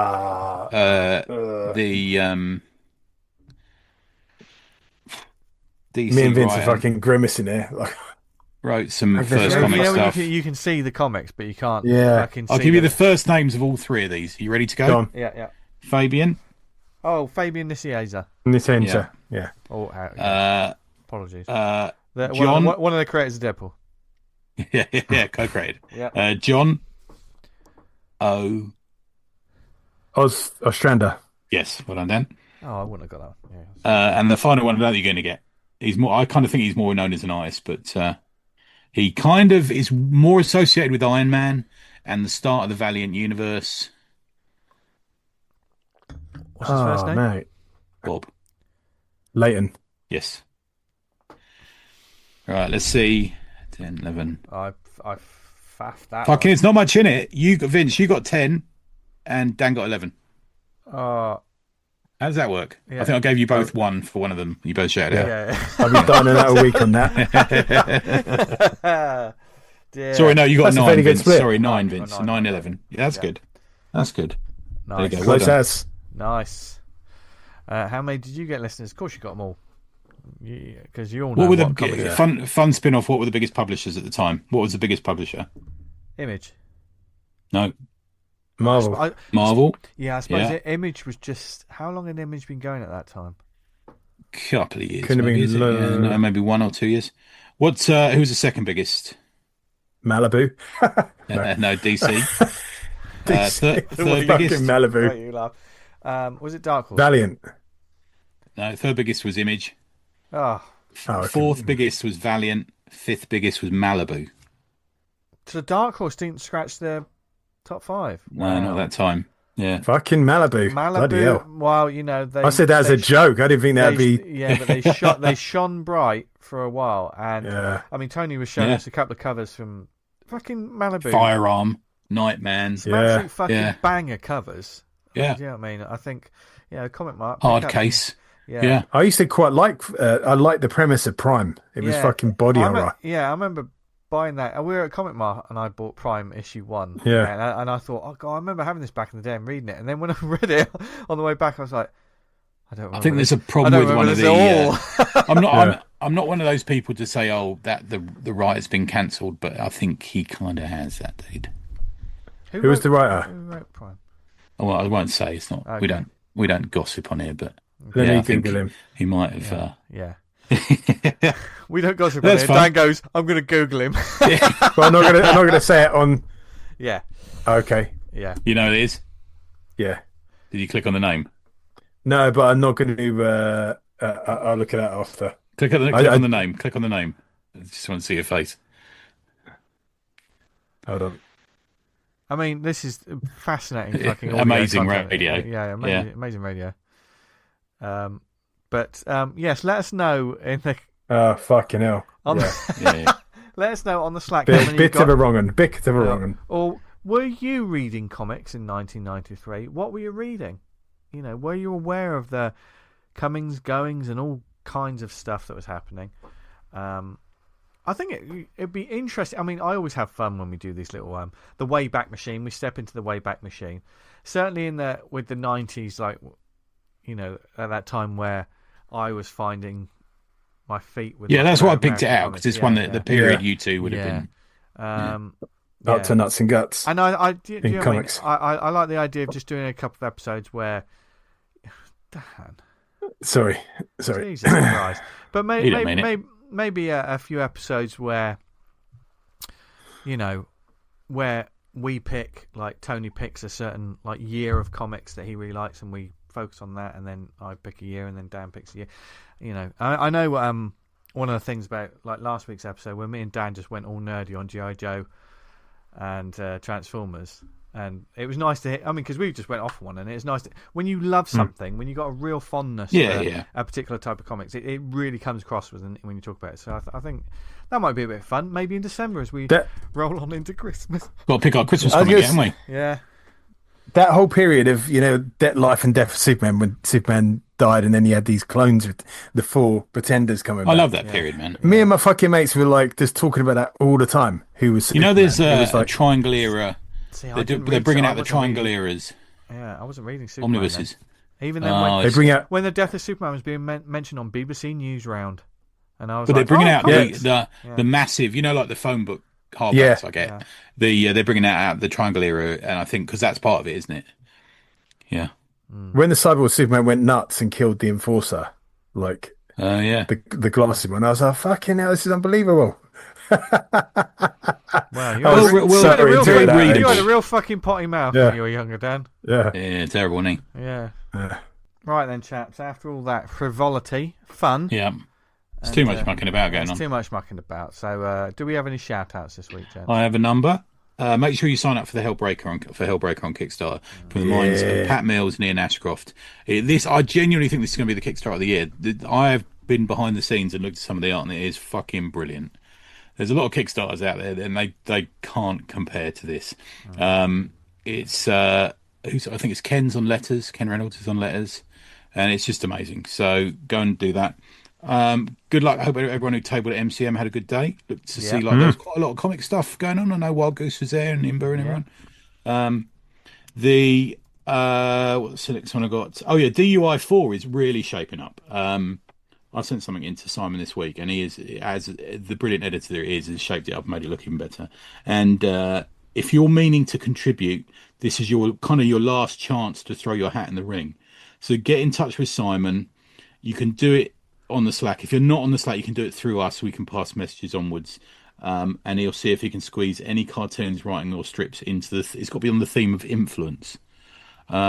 But it's really shaping up. I've got another little look behind the scenes. It's really good. Simon knows what he's doing around this sort of thing. So go and do that one. There you go. It's fine. Nice. Dan, what have you got? First, I'd like to give a shout out to Rich Carrington for sending in. I backed Mahoneys issue 8 on Kickstarter, and he sent through a hardback version of the Mahoneys book and a hardback of Vermly Keep, which is the erotic vampire story, which is quite spicy, if I do say so myself. So thank you, Richard. I did go check out Mahoneys. It's a great book. There's a double page spread in the back hinting at all the stuff they got coming out next year, which seems like there's going to be a lot. So yeah, nice work. The Comicscene Yearbook 2026 Comicscene and Comicscene collection has got another 3 days to go. Smashed its target. Go check that one out. We've got Grim Scary Tales. Last couple of days on that one. That's blitzed through its goals. Thanks for all the backers on that one. Hopefully we get that out soon as we know who's back in the book. And last but not least, we've got Vyper Red Shadow. Los Angeles 1980, the Vyper team battles the Yakuza old foes and the enigmatic Red Vyper in this neon-soaked synthwave action comic. You can notify me on launch on that one. Get on it. There's going to be fucking... man. I genuinely think this is going to be your best thing so far. Yeah. Oh, thanks, man. Yeah, I've been working fucking really hard on it. I think we got some great comics coming out on Kickstarter from the UK, and there we go. Yeah. And I just want to put a shout out to anyone who was listening to this show that maybe heard me make a mistake at the beginning of the show, because I was looking at my script, and I on my script it says episode 359. And we're 539.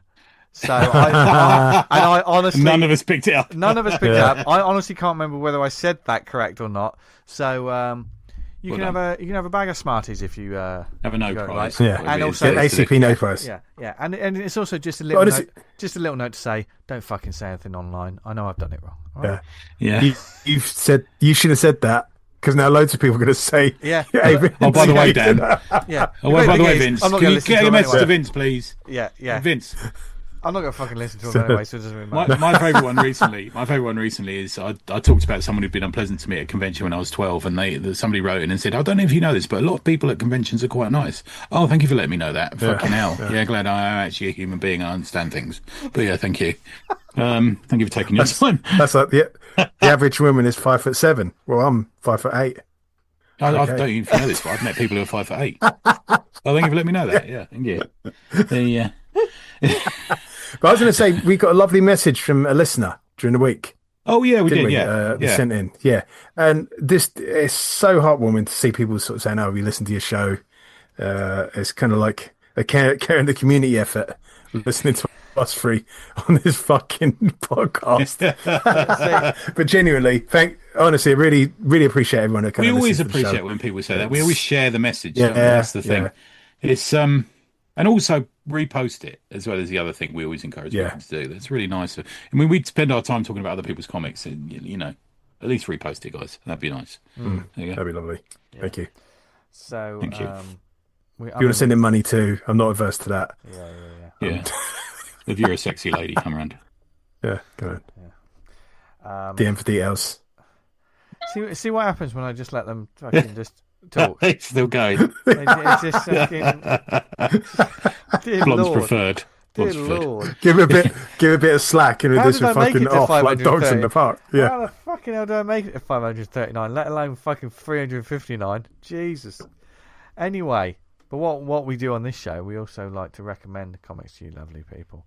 We've got a few this week to go through. I've got 3 this week. Oh, Tony. Guys. So I've got some catching up to do, haven't I? Some catching up to do. My first one is, well, let me ask you a question. What is the most frightening thing known to man? What would you say? Sitting down too quick on a seat and accidentally catching yourself. Having one of those metal zips and getting yourself caught. That could be one, can't it?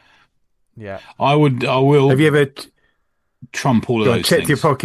Check your pockets and realise you don't know where your mobile phone is. Oh my God. That fucking panic is like, oh shit. This is the day that everyone calls me. Oh. Yeah. Have you ever read that one where you can't find your mobile phone and you realise you were just looking at it and it's in your hand? That's another one I've done. I think that's a sign of big. I've done when I've been walking along, can't find my mobile phone. It's like, well, I'm listening to it. It's got to be on me. So, well, I would trump all of those things with just say the mind of a woman. That is the thing that most frightens a man. Wow. Women are. I mean, let's face it. Women are frightening to us, aren't they? We are mostly frightened by them. Okay. So I'm going to review "Someone Please Have Sex with Me" by Gina Wynbrandt, who is our buddy. This came out from 2D Comics. It's $17.95 in dollars, 140 pages, and it's a collection of shorts from our buddy Gina, and who kindly sent me some T-shirts this week, which I've got one for each of you actually. It is as outrageous as you might think, having previously talked about her comics and interviewed her, about 3 weeks ago, something like that? Yeah. Nice little perfect bound book. Slightly bigger than the Kuss books that she was in previously. Maybe a bit wider, and I should have measured it, and I could have said, couldn't I? But I didn't. Looking to that A5 size. Yeah, a little smaller, maybe. Yeah, maybe a little bit smaller. Yeah. It's dedicated. That's what she said. Dedicated to the guys who don't have sex with Gina. She couldn't have done this without them. I think that's nice. It's quite touching. Lovely. So I think it's 5 stories. The first one is the first two. Well, first one is called "One Less Lonely Girl," and the second one is called "Tiger Beat Exclusive."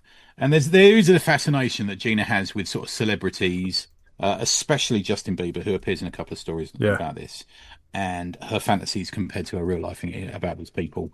And she talks in one of them. She talks to Kim Kardashian, who has a magic butt, about how she's not meeting boys, etc.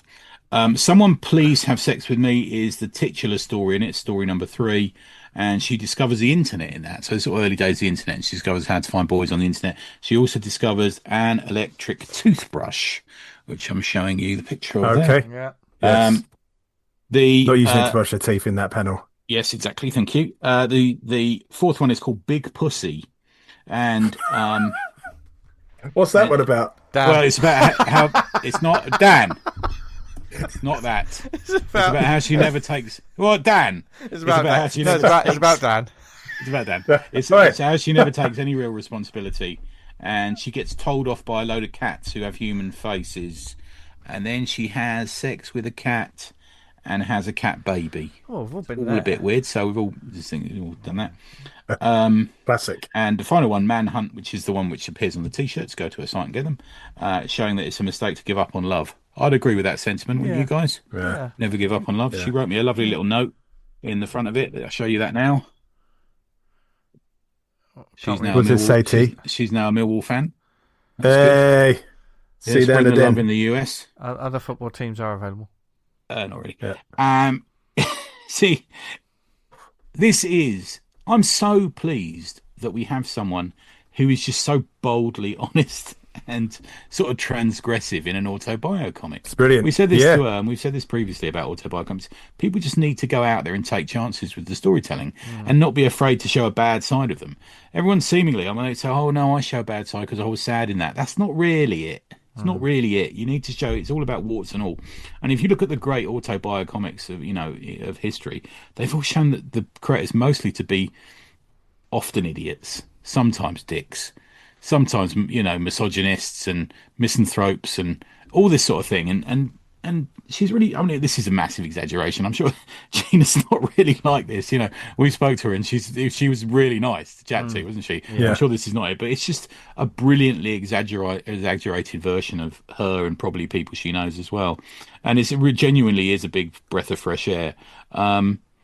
Don't write a comic if you just want to make it to get consolation prizes from everyone else. Write a comic with a bit of an edge, a bit of grit under its nails, a bit of something to say. And this is what Gina's doing. If you go to Gina Wynbrandt, GinaWynbrandt, GinaWynbrandt.com, you can find her work. If you go on Instagram, she's got Wynbra, which is WYNBR on Instagram, and it is just fun comics, really good. I think that's my first one. I've got three. So I'll do the two at the end. Yeah. I said she's got my panel of the year. I've mentioned this version. Brilliant. Dan, what have you got? Backed off of Kickstarter. The Boo Rudetoons is back. It's the first. That man can draw breasts. I'll be honest with you. Yeah. I absolutely fucking love where the action's going on, and in every page, in a lot of the panels, there's a naked woman touching, kissing, or fondling herself. It's just fucking such a genius move. I absolutely appreciate it. It's taking the piss out of everyone who reads it, isn't he? Yeah. Really, yeah, everyone in Comicsland. Literally, it's kind of like a fire hose of kind of like a gun just flailing around, just spraying everyone. And this focuses on what's the title of this one? This one's called Nightvision Mini, issue 1. There's 4. He done 4 mini comics as part of the Kickstarter, and cool. It focuses in on the Nightvision character, which is a bit like a more violent, gun-toting Batman style character. Right. And these are sort of 4 vignettes that tells a story of what he gets up to in each little adventure.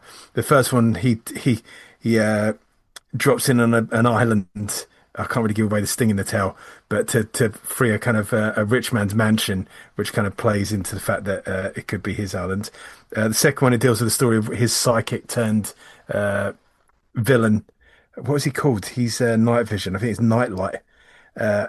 It really reminds me of some of the kind of the Pat Mills, Kevin O'Neill stuff you used to get in martial law, with the sort of I can see that. the play on the characters. In the third one, he's got like a Spider Woman style character, and he takes on his version of the Sinister Six, and they're not ready for him to be wielding pistols and firearms, and ends up with a sort of egg on his face as he slaughters them and takes out her entire villains roster. he describes himself as woke as fuck, and it's just like just taking the shot at everyone. I think it's absolute hilarity, but like the skill and craftsmanship that he puts in these comics, he's got such a lovely sort of use of spot blacks, motion. There's a kind of real Western sort of manga kinetic energy. Yeah. I'm really envious of kind of some of the stuff he does because it's just so fucking appealing. It's really well done. You can buy all this stuff if you go on Instagram, Rudetoons, and you'll get a link to his web shop and there. You can go and buy all these other stuff.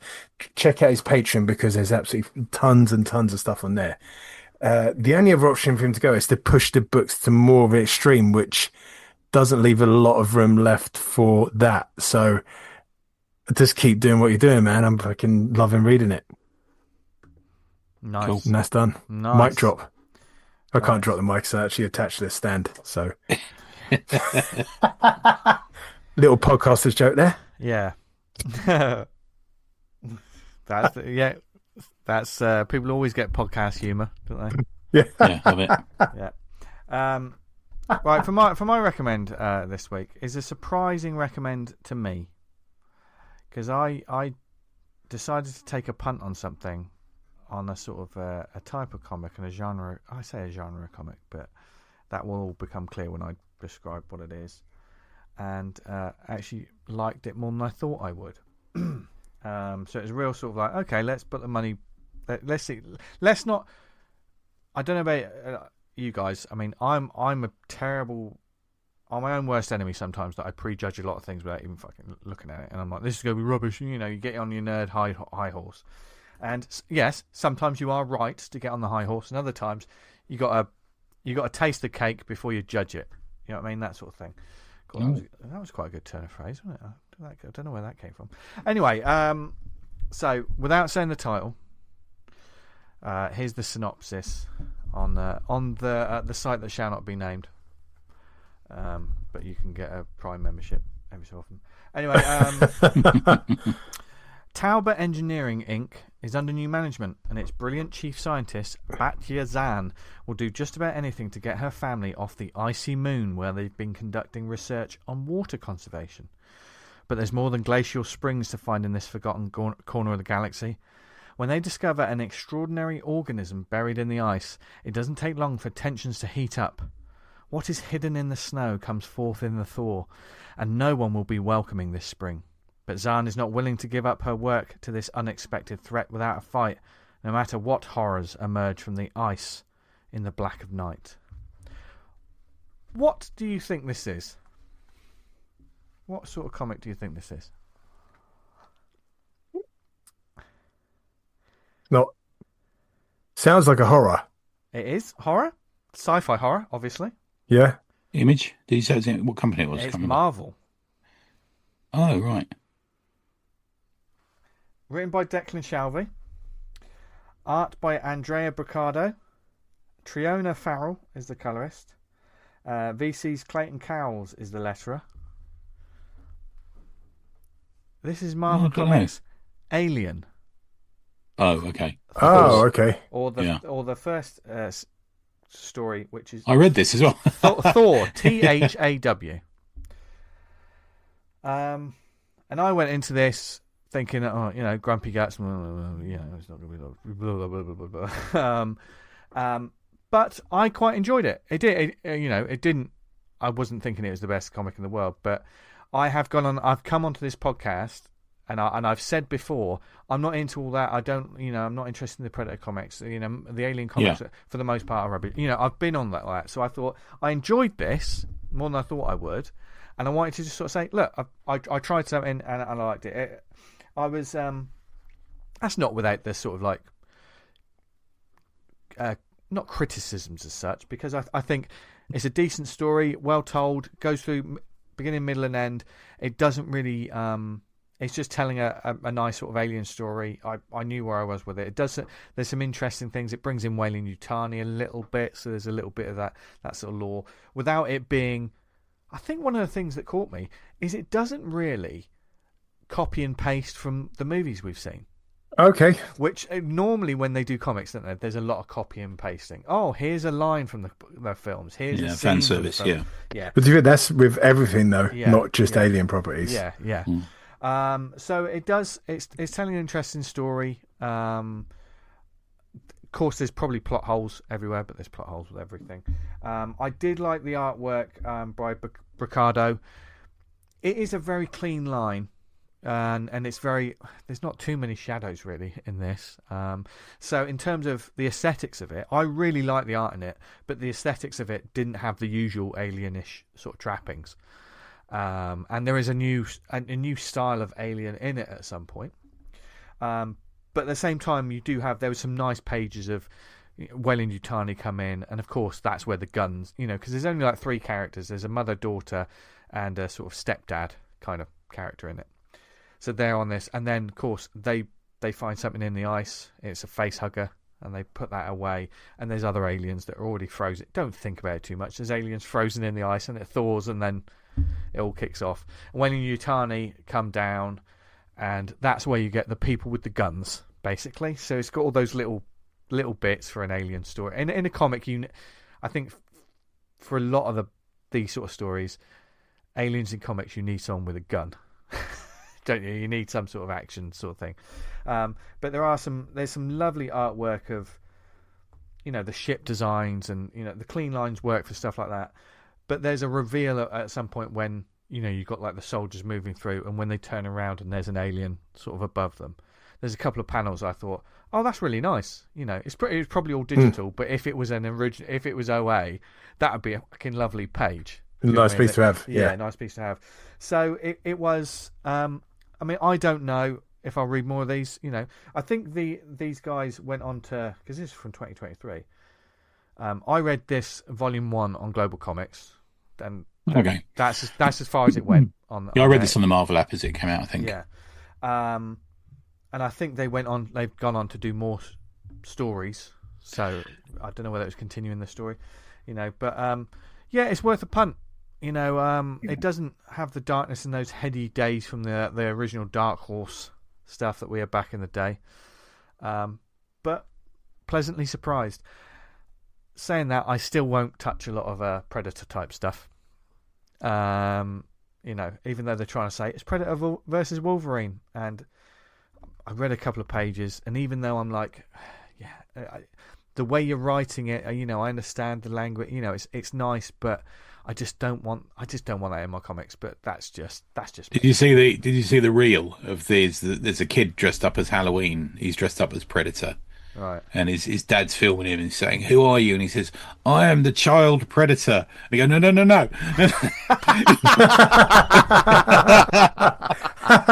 That's amazing.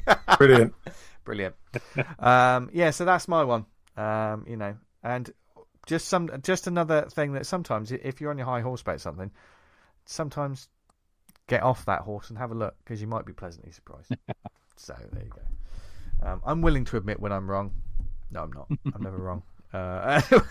Never trust a man who's not willing to admit they're wrong.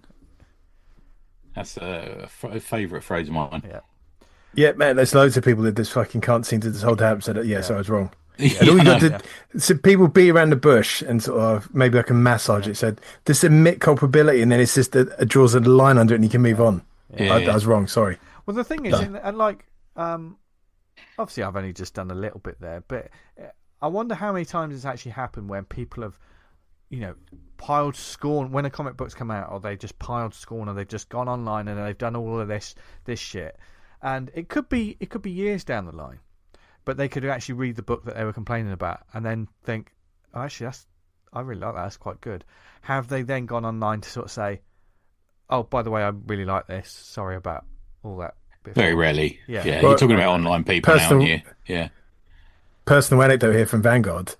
Issue 9, where they all get killed off. Someone left like a comment saying, like, don't like this anymore, I'm leaving, I'm not doing it anymore. And then a couple of years later, they came back and read up and said, I kind of want to walk that back and apologise. I really like. Good, nice people. That's good. That's good. Yeah. It speaks to them and to your storytelling abilities, Dan. Exactly. So I rang up, said, I said, thanks for that, Mum. She was like, that's all right. Yeah. We say, it was a real comment. It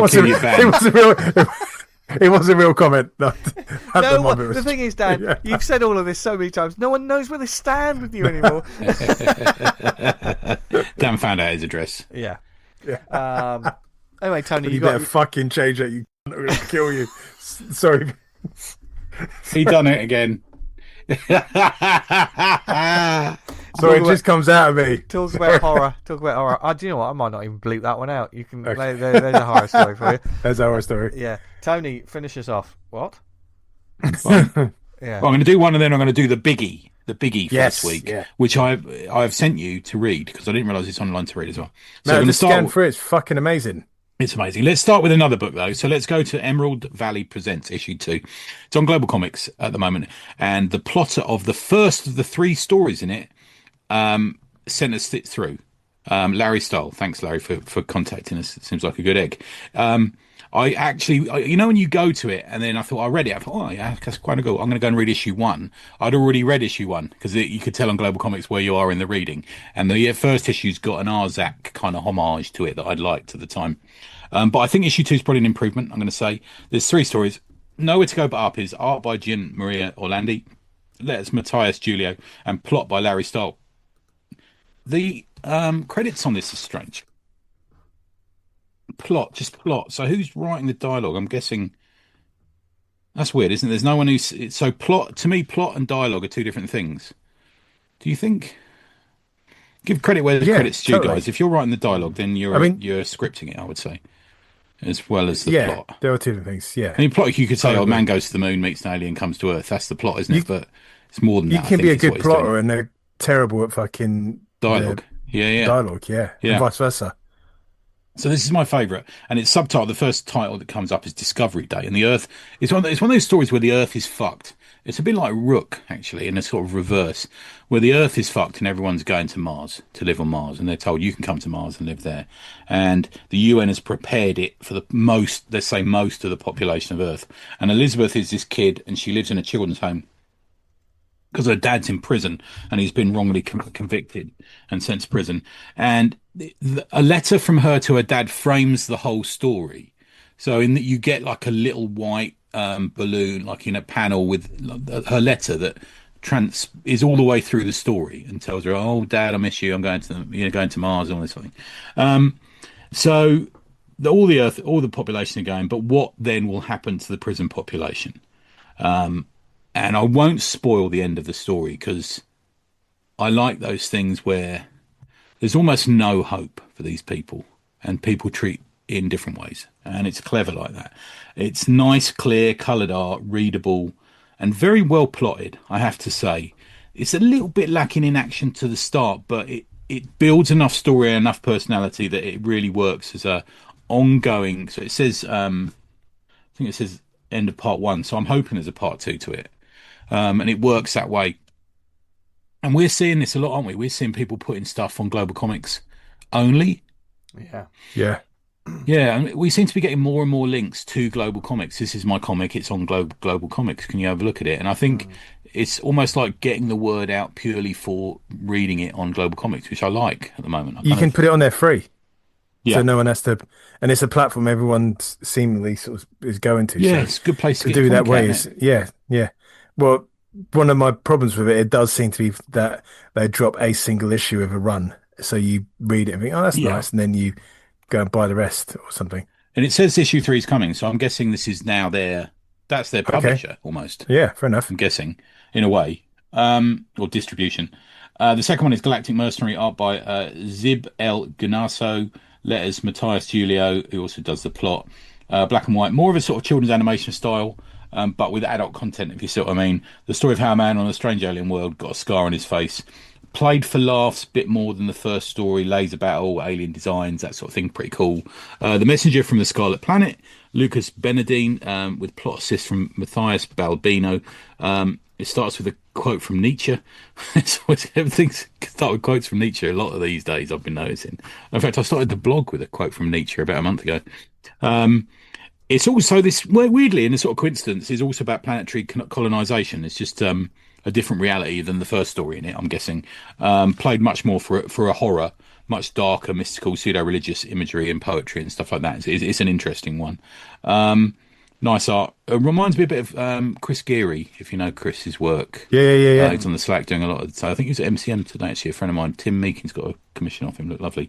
So say issue 3 is on the world. On Instagram, you can find at Emerald Valley Ent, ENT, on X Emerald Valley Ent, and the website is emeraldvalleyentertainment.com. You can find this. It's worth reading just for that first story, I would say. That's where you've got to go with it.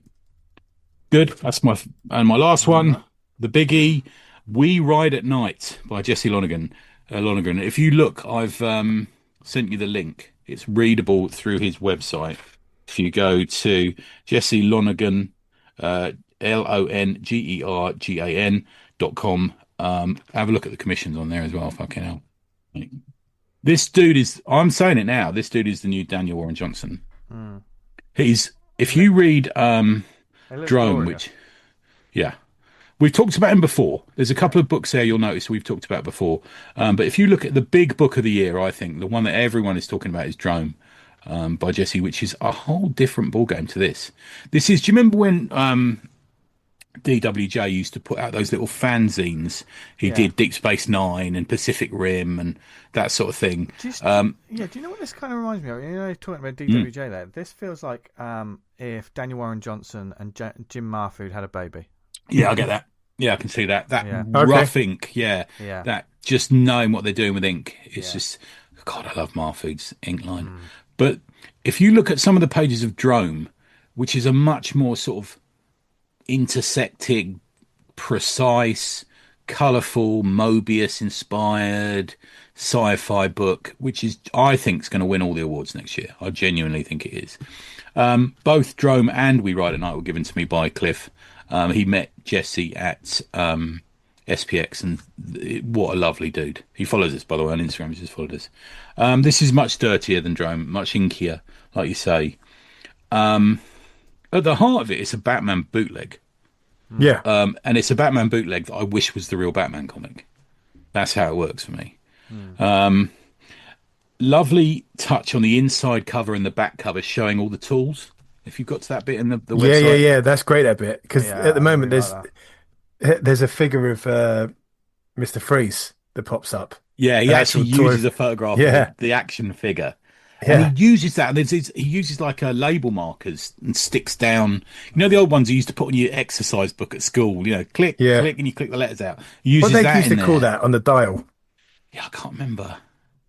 Yeah, and he's got like a stamp as well. He uses like the old, you know, like you get a date stamp, you've got a letter stamper and stuff like that. There is some post DKR DIY energy there that you can see as a bit of Miller's wilder stuff. And there's a little homage to Miller when you've got Batman covered in sticking plasters. Have you seen that page? Yeah, I love that. Yeah, so there's a little bit Sin City there somewhere. What it is it starts off on a cassette tape, and the cassette tape is put into the machine, and then they drive, and it's very propulsive. It's like never ending, never stopping, keep fighting, keep going. But a lot of the words in it are the lyrics from a song, from a punk song. Yeah. And Batgirl's one of the players in the band for the punk song. So if you look at it, that's what's driving the narrative, or runs sideways, you know, along the side of the actual action, is this song that's been rammed out by a band. And you get, it's not completely non sequitur, but there's moments where it just switches to other things that are happening, and you get sort of sudden rushes of violence. You get like the Batgirl lead singer in the punk band. You get a lot of classic villains in it, with virtually no dialogue, if you see what I mean. There's Killer Croc's in it, Joker, Penguin, Catwoman, Bane, and more. My Killer Croc's probably one of my favourites in it. This is not that Batman that is like take on Two-Face as well. Yeah, and the duck car. Did you see that? Like the one? Yeah, that's great. That's some Batman Returns. Yeah. I love the Two-Face car. Oh, I must have a look at that. I think I know what you mean. Brilliant. Yeah, I'm so glad I got a physical copy of this as well. It's nice that he's put it out there, though. I think in the same way that DWJ. Matt, that's great. Yeah. Yeah, it can only. But I mean, Drome was actually hard to find for a couple of weeks. You couldn't find it for a while. It was, it was because it was such a big thing. But this is not the Batman that everyone thinks. Oh, he's 10 steps ahead of everyone. He's out thinking Green Lantern and Superman and all this sort of thing. He takes a punch and gives a punch in this. It's that half the time he ain't even got a shirt on.